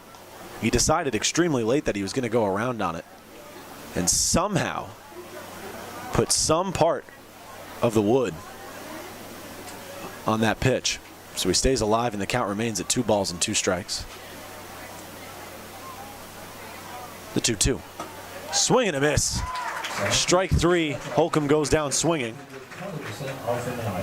For the first time tonight, Jake Rice coming back with a couple of strong heaters following a pair of breaking balls that couldn't find the zone. So the first out recorded for Greenbrier here in the top of the 7th. They still trail by 2. It's 4-2 in favor of the hometown Clams. First pitch from Rice in the AB, taken for strike 1. Shane McCarthy doing a double take with the home plate umpire after that call. He thought that one might have been a bit of far outside. And Rice comes back with the same exact pitch and just about the same spot. And it's called strike 2. Rice with the 0-2 now. A breaking pitch that everyone here thought would have been a called strike 3. Of the first 3 pitches, that was probably the most in the zone of any of them. And that one was called the ball. 2 heaters on the outside, far outside part of the plate called strike 1 and 2. Breaking ball, strike 3, and he comes back with the fastball on the same part of the plate, and it's called strike 3. I'm sorry. What? Nice pitch there from Jake Rice, recognizing that the umpire was calling that a strike on the outside part of the plate with the fastball. But still a couple of questionable calls back there from the man in blue. Can't argue it, though. 2 outs now, and Zach Will at the plate for Greenbrier. First pitch from Rice in this AB. That one had to have hit 90 on the gun, as Zach Will just barely fought that one off and grounded it down the first baseline.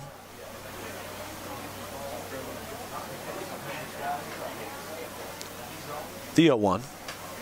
A fastball that Brown maybe might have had a little bit of a late reaction to, but he's able to hold on to it as the count moves to 1 ball and 1 strike. The 1-1. Swing and a miss from Wills. He's way behind the fastball once again.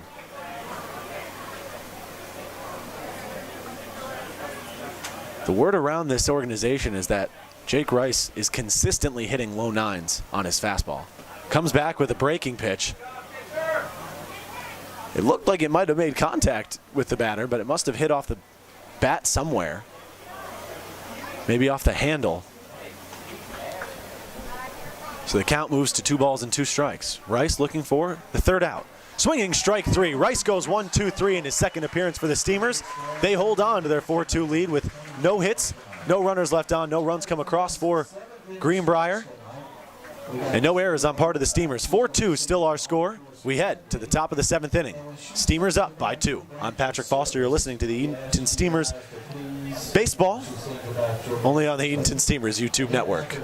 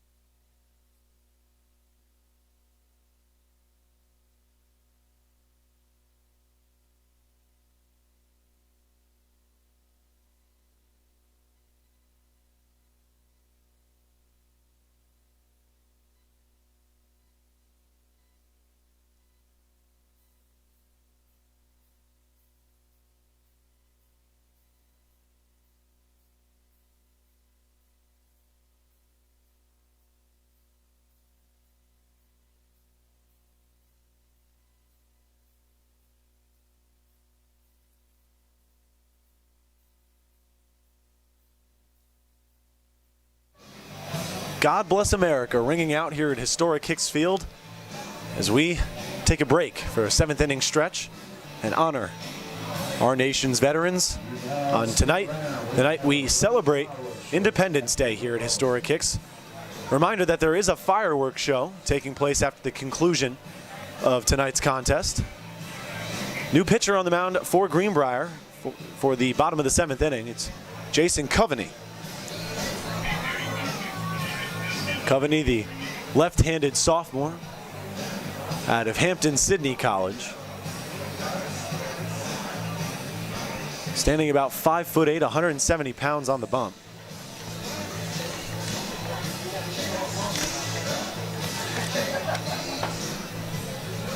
And the first batter he'll face, Jared Kaufman, the second baseman, who will dig in.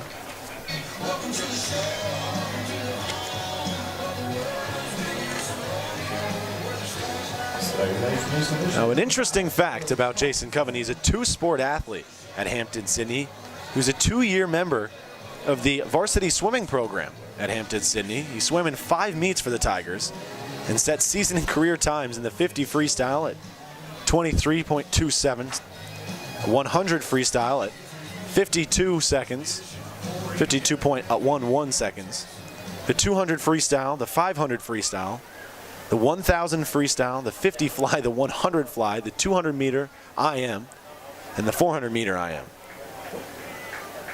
He was a 28 graduate of Walsingham Academy in Williamsburg.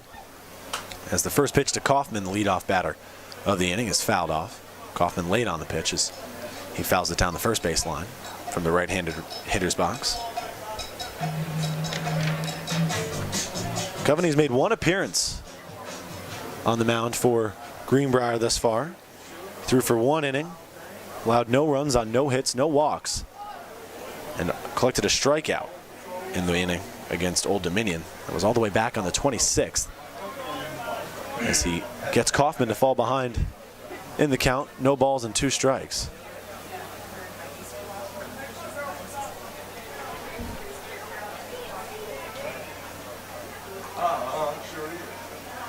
The 0-2 on its way to Kaufman for Coveney. A hanging, what looked like a slider. But Kaufman laid on it, scrambling to make the play. Looked like Shane McCarthy over there from first, running into the rolled up tarp by the fence in front of the concession stands.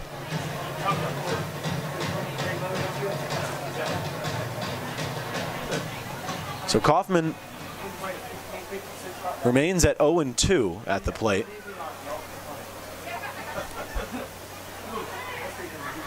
Pitcher Jason Coveney taking a second to let Shane McCarthy dust himself off following the hard hit into the rolled up tarp. Third pitch taken, 4th pitch after the foul ball, taken for ball 1. The 1-2 to Jared Kaufman. Jams him on the inside part of the plate. He was late on the breaking ball.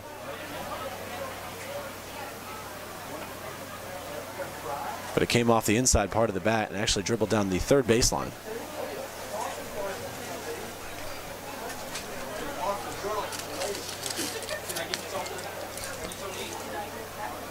One ball, 2 strikes to Jared Kaufman.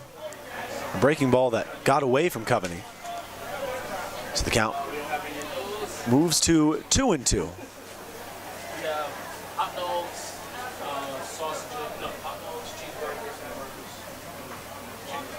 2 balls, 2 strikes to Kaufman. The pitch. He turns around on it, a line drive to third base, but Ricky Sisto snags it out of the air, making a couple steps over to his right to record the first out of the inning. Solid at bat there from Kaufman, but it ends in a line out. An L5 with 1 out.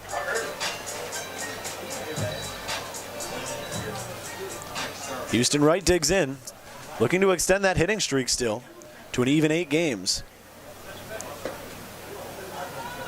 Takes the first pitch for a ball.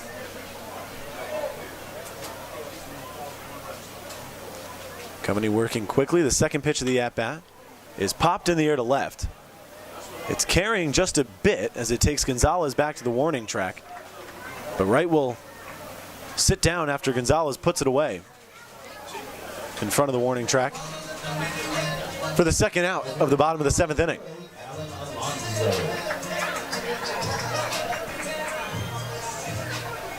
Now Alan Alonso will dig in. Alonso also looking for his first hit tonight, 0 for 2 with a walk. First pitch is swung on and bounced foul down the third base line.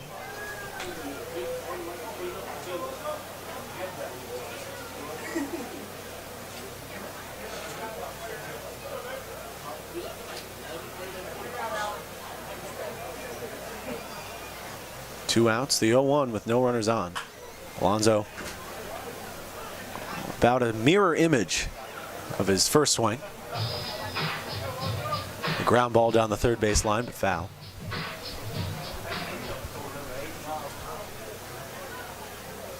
No balls, 2 strikes, 2 outs. The pitch to Alonso. High inside. So Alonso drops to a knee and has to bend out of the way.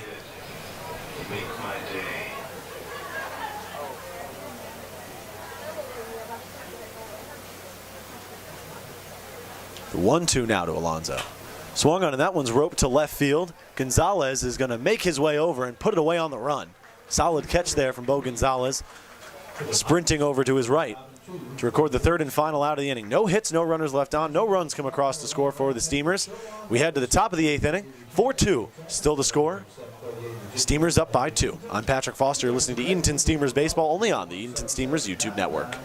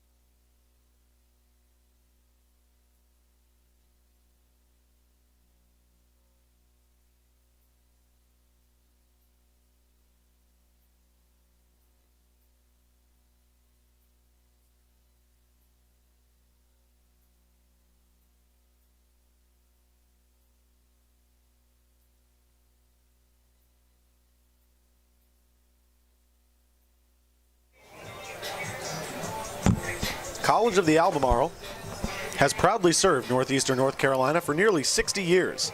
COA is North Carolina's first community college with 4 campuses across 7 counties, excellent educational programs, and a strong tradition in the Albemarle region. Their real passion is transformation of their students as they achieve their dreams and grow to better serve their communities. No matter your background, whatever your goals, at COA you'll transform your tomorrow. Visit their website today at www.albemarle.edu. Once again, that's COA at www.albemarle.edu. Pitching change for your Edenton Steamers to begin the top of the 8th inning. Still haven't even played a full 2 hours here at Historic Hicks Field as we get set for the start of the 8th. It's Ryan Kutz out of Hummelstown, Pennsylvania.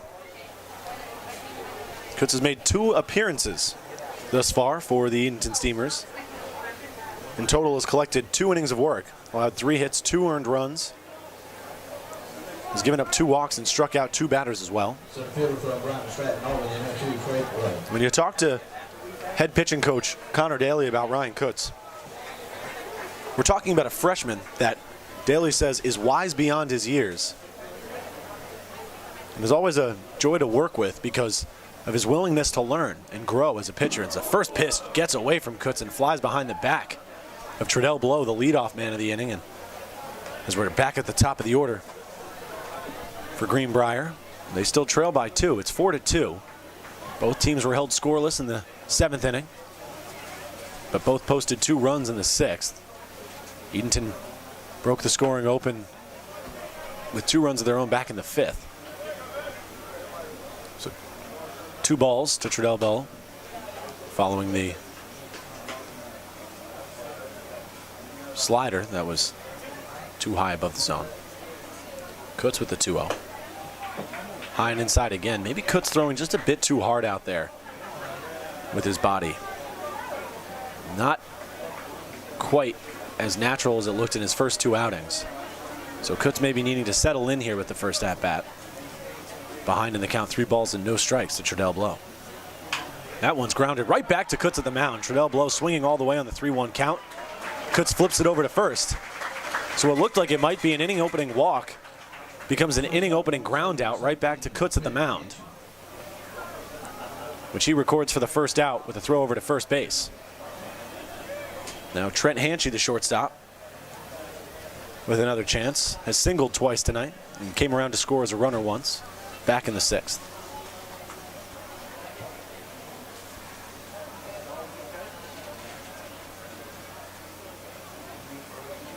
One out, no one on.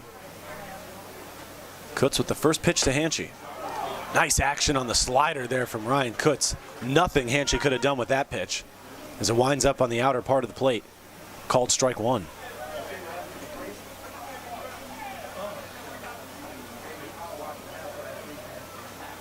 A 1 on its way from Kutz. Big swing and a miss there as it cut right back in to Hanchey's hands at the last second. He falls behind 0-2. Time called behind the plate.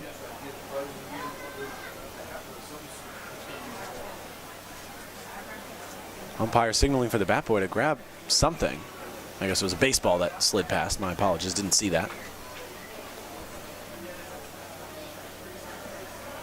So Hanchey will dig back in, down in the count 0-2. It'll be interesting to see if Kutz comes back with a waste pitch with no one on base. No balls, 2 strikes, 1 out. Kutz looking to put him away. And he does, a waste pitch from Kutz.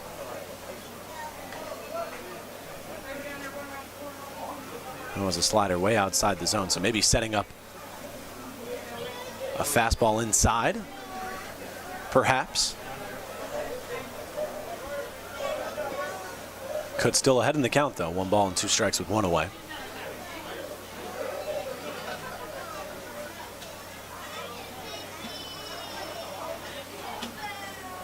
One ball, 2 strikes, the pitch from Kutz. A fastball that he brought in tight, but wound up too high above the zone. So the count evens up at 2 balls and 2 strikes.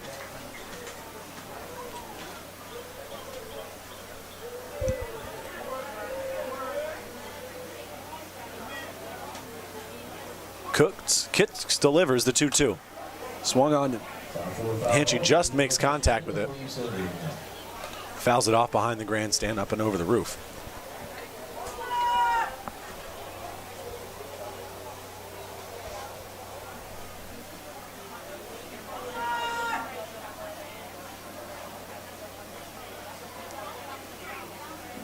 The 2-2 on its way from Kutz again. Fouled off again, so Hanchey staying alive with a 2-2 count against him at the plate. Hanchey and his brother, both sophomores, the twins at Norfolk State.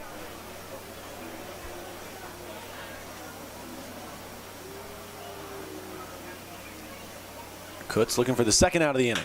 That one's roped into right center field, and it's going to get down. Rubenstein there to cut it off before it hits against the wall. The throw comes in for second, way in time, and the tag is applied. Hanchey, I couldn't see if he was waved around by the first base coach running.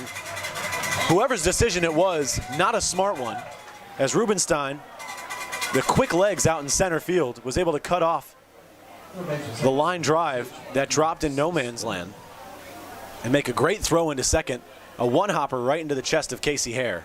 Excellent defensive play from Rubenstein there out in center.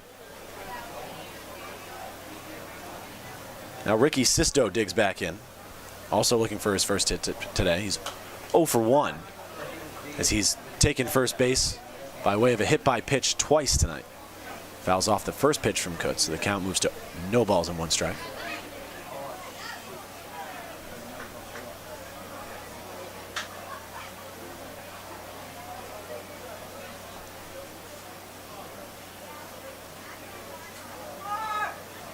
The St. Andrews transfer.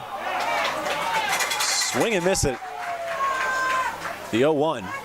So the count moves to no balls and 2 strikes.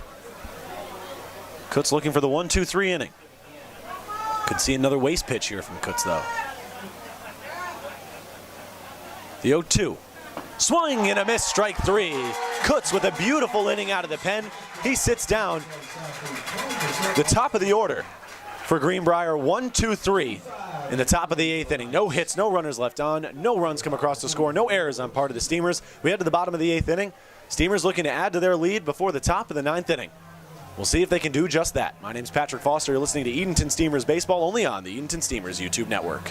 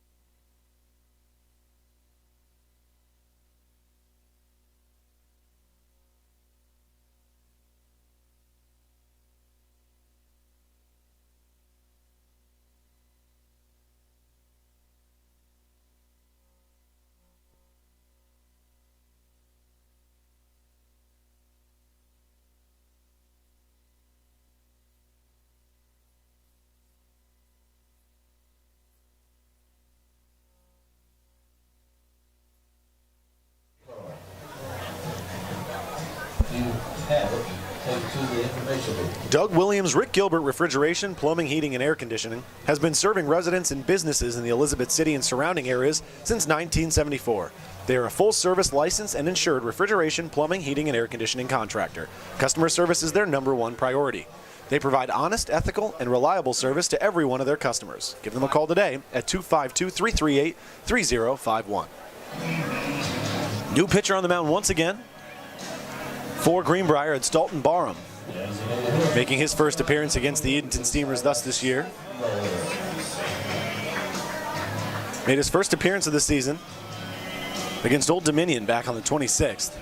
He threw for 3 innings and allowed 7 earned runs to score on 6 hits, 4 walks, and just 1 strikeout. I'm sure looking for a more productive outing here, as the Steamers already come into the bottom of the 8th holding a 2-run lead. It's 4-2. And Josiah Seitler to lead off, one of the more imposing figures at the plate for this Steamers lineup. Nice fastball from Barham to kick off the AB. Inside part of the plate, Seitler couldn't get around quick enough on it. Comes up empty, 0-1. Second pitch is grounded hard between first and second. Will, the second baseman, does a nice job of making the way over to field it and make the throw over to first in time. And then the first baseman, Shane McCarthy, with the presence of mind to get out of the way as the large frame of Josiah Seitler, who stands at about 6'4", 6'5", 235 pounds. He wanted me to make that correction. He said, I put on 10 pounds of muscle. Give me the credit where credit is due. Because I had it listed at 225, and I was talking to him earlier today, and he said, no, no, no. I'm 235. But he's recorded as the first out of the inning. Aaron Copeland digs in once again, and he'll swing and miss at the first pitch, strike 1. Second pitch way inside. He winds back on his heels to avoid getting hit. Count moves to 1-1.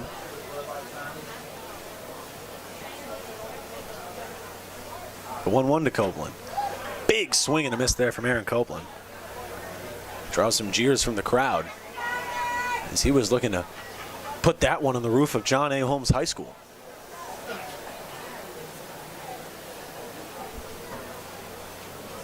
1 ball, 2 strikes, 1 out. Backing him off the plate again with another pitch. Inside near the thigh. Count even at 2 balls and 2 strikes. Copeland looking to avoid the hat trick. Already 2 strikeouts tonight. As he pops up the 2-2 over the infield. First baseman Shane McCarthy making his way into the infield grass and putting it away about 15 feet to the right of the mound. 2 quick outs for the Edenton Steamers. And Casey Hare, the shortstop, will dig in. Hare also looking for his first hit tonight. He's 0 for 2. He reached on an error back in the 2nd inning, grounded out to second in the 4th, and then was hit by a pitch back in the 6th inning. First pitch to Hare, way inside. It's just a lean back out of the way of that pitch. Count moves to 1 ball and no strikes.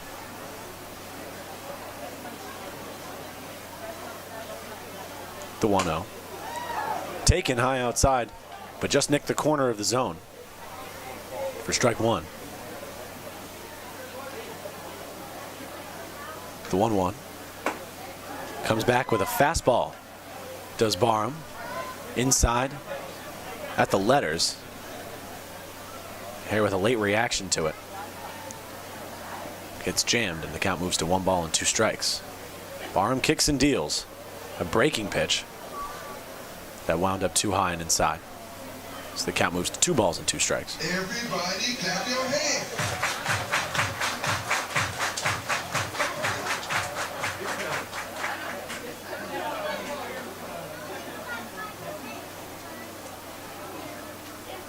Two balls, 2 strikes, 2 outs. The pitch, a fastball that got, I don't even know what happened on that pitch. It wound up in the dirt in front of home plate about 4 feet in front of the plate and to the left.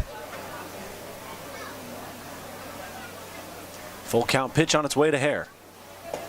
Blown away, ball 4. So Hare will take first base freely, and that brings up Tyler McPeak, the first baseman. McPeak with 1 hit yesterday.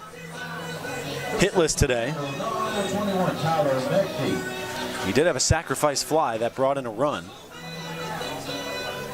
It was Josiah Seitler who came in to score from third back in the bottom of the 6th.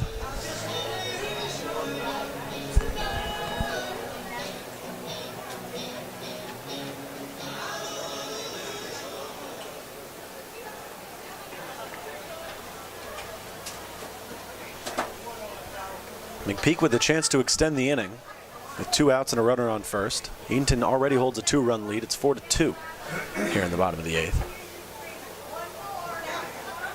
First pitch is taken low and inside for ball 1.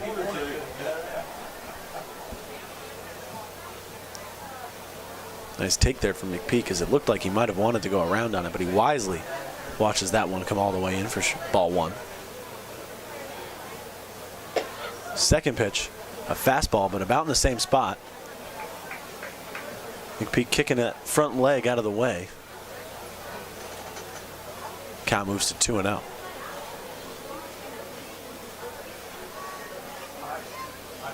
The 2-0. Inside for ball 3. And I guess a balk was called. Did he call ball? No, it wasn't. Hare just trots up to second base. He's only got 2 balls on it. He called the ball. It was a balk. Okay. Scorekeeper John Barrow clarifies for me. Thank you, John. The 3-0. 2-0 following the balk. Gets past the catcher Hanchy, but no movement from the runner Hare over at second. So now the count moves to 3 balls and no strikes.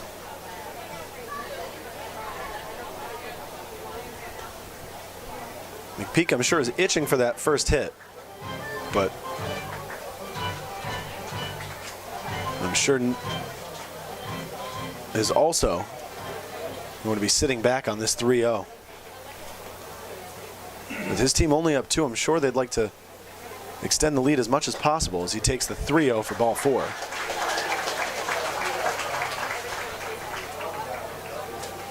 And this will bring up Case Kermode, the new catcher, who got an at-bat yesterday for Edenton against Tidewater. He went down on 3 pitches and a strikeout swinging. Kermode from the University of Mount Olive comes up with 1 runner in scoring position in Hare. And McPeak standing on first following the walk, and 2 outs.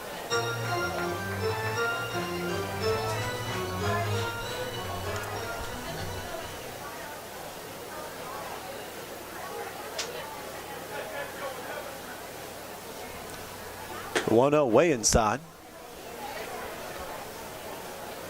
Taking for ball 2. Count now 2-0 in favor of Kermode.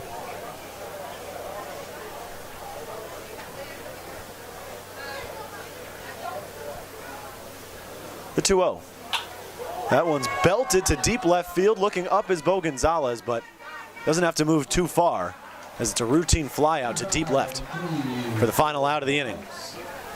No hits, 2 runners left on, no runs come across, no errors on part of the Greenbrier Knights. We head to the top of the 9th inning. Steamers looking to close this one out in a little over 2 hours. It is now 9:01, soon to be moved to 9:02. Signify our second hour of play. I'm Patrick Foster. You're listening to Edenton Steamers Baseball, only on the Edenton Steamers YouTube network.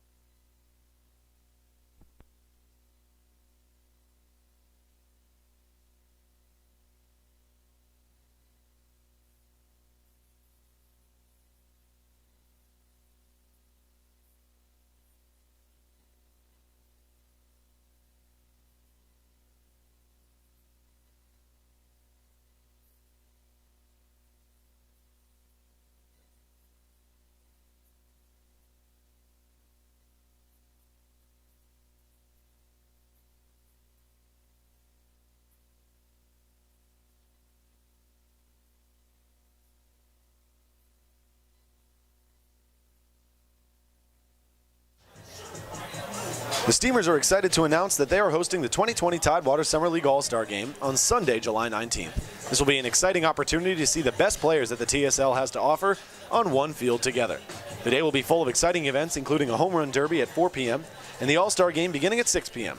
Tickets will be available to purchase soon on the Steamers website. Stay tuned for more information. To purchase tickets, just go to www.edentonsteamers.com. Kyle Reynolds comes out of the bullpen for Edenton to close things out here in the top of the 9th. With just a 2-run lead for Edenton.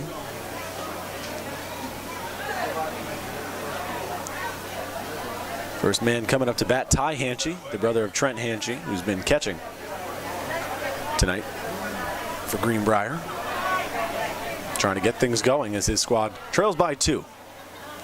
First pitch, a fastball from Reynolds that gets the high outside corner for strike 1.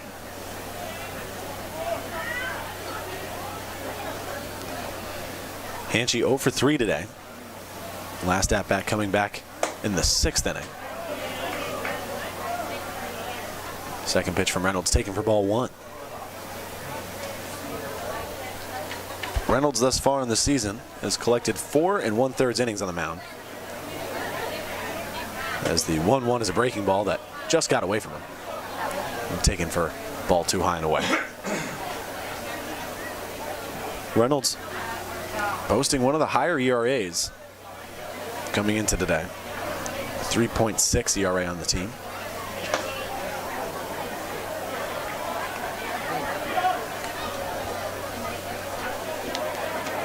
Reynolds did pinch against Greenbrier back in the 27th. He worked for 2 innings, allowed 1 hit, 2 strikeouts, and just 1 run.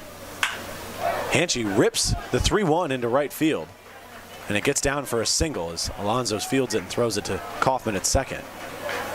Hanchy, a little celebration, I'm sure making a joke at himself over at first base, as he has had a tough start to the season at the plate.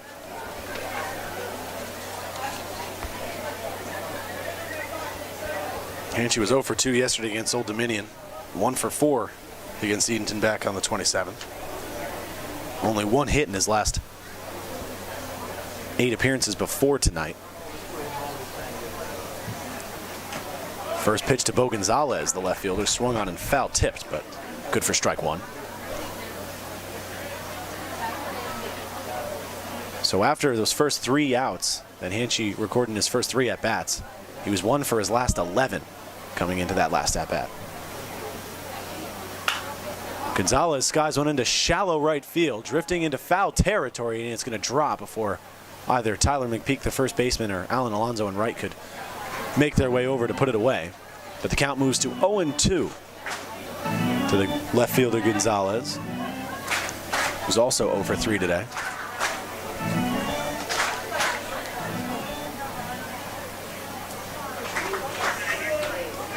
One more reminder, there will be fireworks following the conclusion of tonight's game in celebration of July 4th, our nation's Independence Day. The 0-2 taken high and tight, so the count moves to 1 ball and 2 strikes.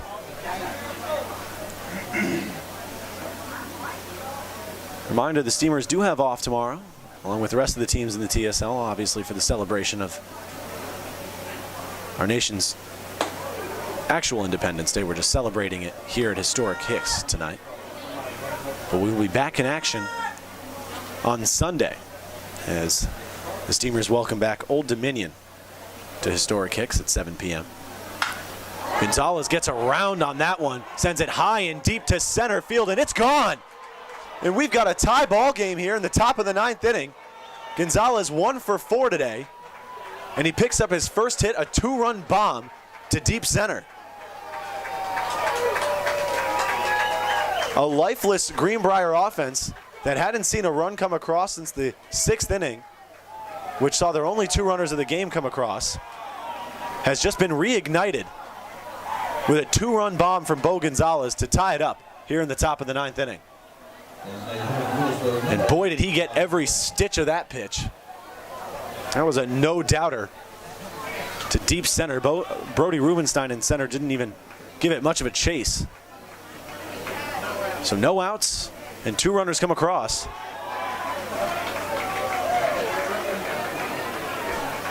First pitch to Rylan Brown. A ball.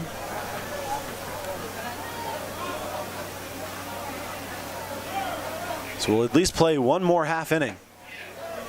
As Brown wanted to go around on it, they'll appeal down to the first base umpire, who waves off the attempt. So count 2 balls and no strikes.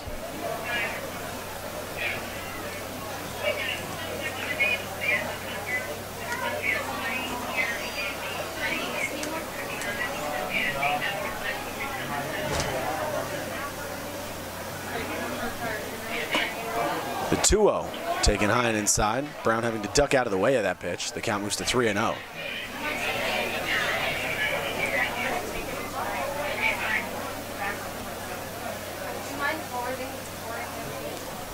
The 3-0. Fastball from Reynolds. But the umpire says caught the high inside corner for strike 1.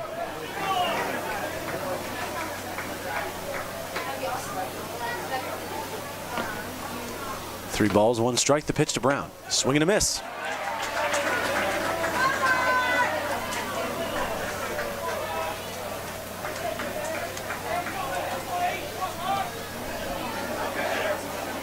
So full count pitch coming up to Brown. Following the 2-run home run, and it's a strikeout looking. Nice comeback strikeout from Kyle Reynolds after surrendering the 2-run home run to tie it up. Now Norm Holcomb at the University of Mary Washington will step in once more. Holcomb 1 for 3 today with a single that came back in the second. Struck out swinging in his last plate appearance, and an opportunity once again, this time with 1 out and no one on. First pitch taken close to the zone, but called ball 1.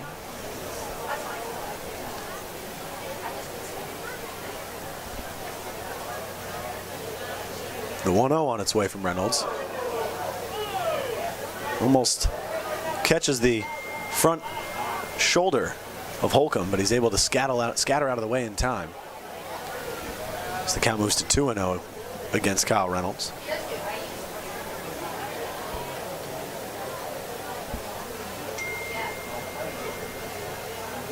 The 2-0. Breaking ball taken for ball 3 above the zone.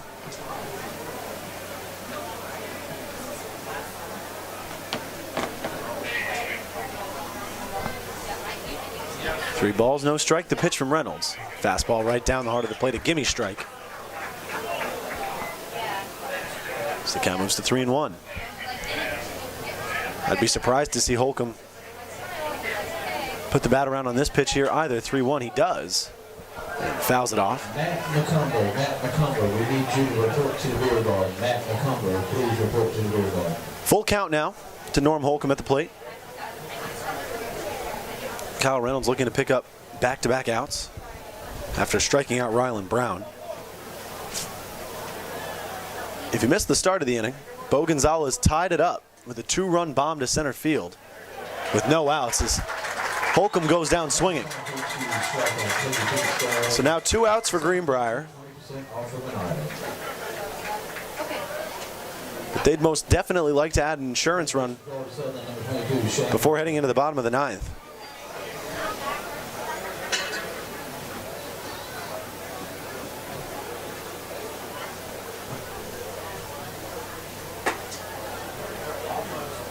Shane McCarthy, the first baseman, digging in. Takes the first pitch for ball 1. Top of the order set to come up for Edenton in the bottom of the 9th inning. That includes Brody Rubenstein, who did go yard in tonight's game. Back in the 5th inning, he opened up the scoring with a 2-run shot. His first of the year. The 2-0 on its way. Swung on and skied in the air. Houston Wright with a read on it, taking a few steps in and putting it away for the 3rd and final out. Bottom of the 9th coming up. Steamers have to come up with a run if we want to avoid extra innings here at Historic Hicks Field. 4-4 our score. 2 runs came across on 2 hits, no errors, and no runners left on. We head to the bottom of the 9th inning. Knotted up at 4 apiece. Top of the order due up for the Clams. I'm Patrick Foster. You're listening to Edenton Steamers Baseball, only on the Edenton Steamers YouTube network.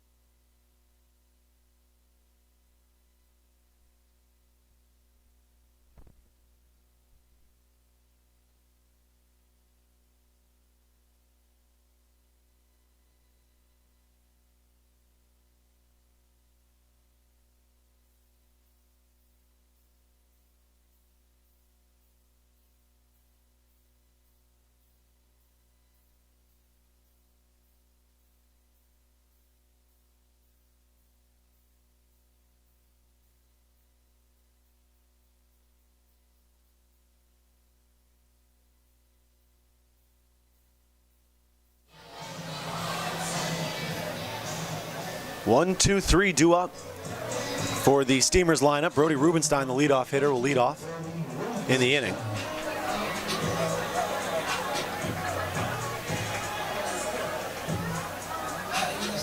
Rubenstein 1 for 4 today with the 2-run bomb that came back in the bottom of the 5th. 1 run here in the bottom of the 9th inning ends it as we're knotted up at 4-4. Due up for some fireworks here in this contest, with some fireworks scheduled for after tonight's game. First pitch from Dalton Barham, who stands on the mound once again, is a wild pitch that flies behind the back of Brody Rubenstein. So 1 ball, no strikes. The pitch now to Rubenstein, taken inside for ball 2.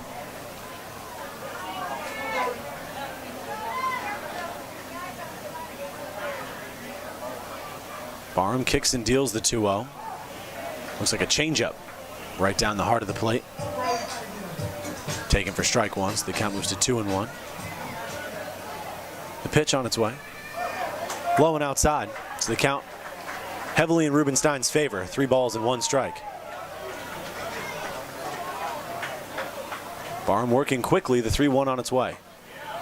A strike called on the lower outside part of the plate. So the count now full at 3 balls and 2 strikes to the leadoff man in the inning and the lineup, Brody Rubenstein. Full count pitch on its way. Taken for ball 4. So a base runner on here for the Steamers to start the bottom of the 9th. As we're still tied 4-4. And Jared Kaufman will dig in, as there will be a meeting on the mound. Brody Rubenstein will head in, along with first base coach James Stalin, in what is the tightest game this team has played all season long. Tied up at 4 runs aside. There's going to be a pitching change. Barham's night has come to an end. It'll be a right-hander coming out of the bullpen for Greenbrier now.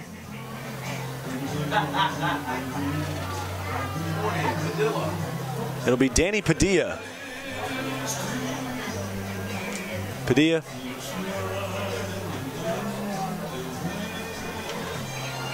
the rising freshman, and still undecided on where he'll spend 2020-2021.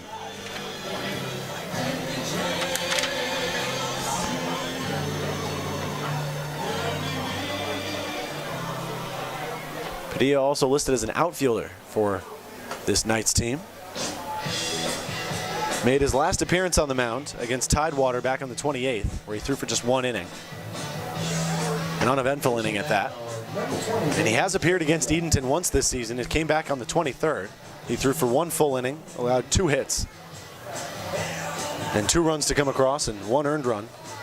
And that's all the Steamers will need, is 1 earned run to end tonight's contest, as we are still tied at 4 runs apiece here in the bottom of the 9th inning. But he also walked 1 and struck out 2 batters in that appearance on the 23rd. But he played his high school baseball at Kempsville High School and is originally out of Virginia Beach, Virginia.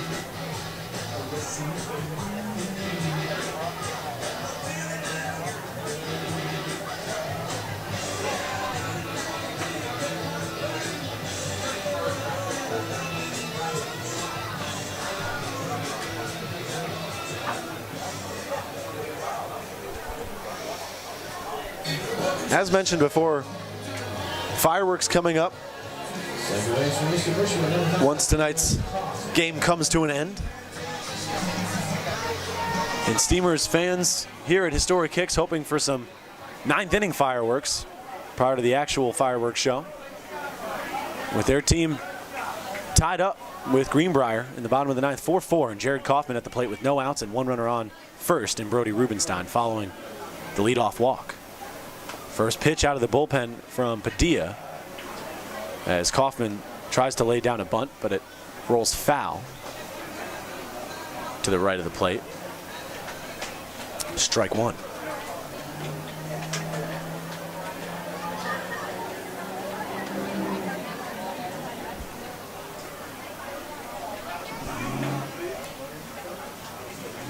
Padilla the throw over. A quick one that almost got past Shane McCarthy at first, but a nice stretch to reel that one in. And nearly applied the tag in time as well, but Rubenstein slides into first safely. So nothing comes of the throw over. The 0-1 to Kaufman. Rubenstein on his way to second. It's going to eliminate the double play ball. Slow roller to the shortstop, Hanchey. He gets past the first baseman. Rubenstein's going to be waved around third. He's coming home. The throw comes into the home plate. It gets past the catcher, Hanchey, and this one is over. An error ends the contest. The Steamers come away victorious 5-4 here in the bottom of the 9th inning. A wild way to end this contest, but the Steamers move to 5-3 on the season, and Brody Rubenstein, along with Jared Kaufman, are mobbed out at second base. What a way to end it here with no outs in the bottom of the 9th. We got some fireworks before the fireworks show.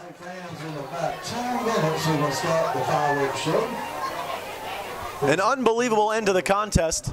Brody Rubenstein, after drawing a leadoff walk in the inning, comes around to score on what looked like it might have been a ground out from Jared Kaufman. Rubenstein was moving on the pitch to avoid the double play possibility. A throwing error from the shortstop, Trent Hanchey, got past Shane McCarthy at first. Rubenstein, with the wheels churning, was sent home from third base coach and head coach Marshall McDonald's. An aggressive play, and the throw that came from Shane McCarthy from foul territory, if it was on the mark, would have been in plenty time to record the out, but it's a wild throw, and Rubenstein scores as the winning run. 5-4 is our finish, despite Edenton being out-hit by Greenbrier in this contest, 7-5. The Knights finished tonight's contest with 5 errors, the Steamers with 2. 10, 9, 8, 7, 6. And now it's time for fireworks here at Historic Hicks Field. 3, 2, 1.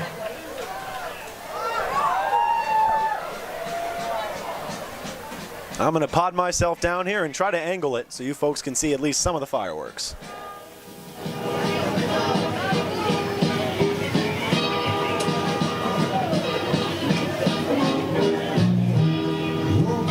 Hang in there.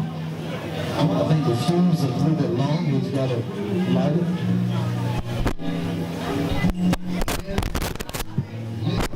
The flashlight means we're not quite ready.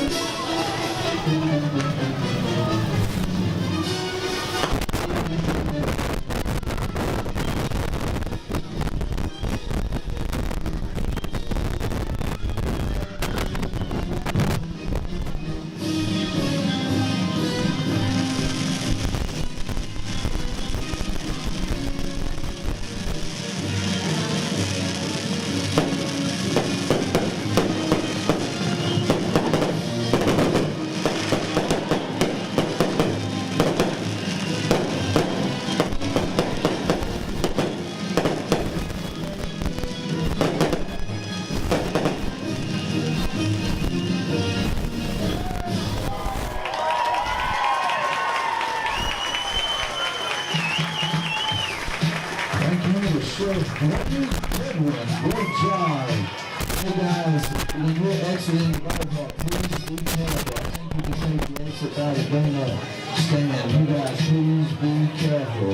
See you back here Sunday as the Steamers welcome in Old Dominion. It was church tonight. If you stuck around for the fireworks show, thank you so much. I really worked to try to get you viewers a decent angle on it. I'm sorry for the shaking of the camera, but if you stayed, I hope you enjoyed. We all did here at the ballpark. That's going to do it for this Friday night edition of Steamers Baseball. The Edenton Steamers come away victorious over the Greenbrier Knights by a final score of 5-4. Your Steamers will be back in action again Sunday night at 7 p.m. as they battle the Old Dominion hitters for the third time this season. The current record between the two stands at 1-1 after Old Dominion handed Edenton their second loss of the season back on June 30th.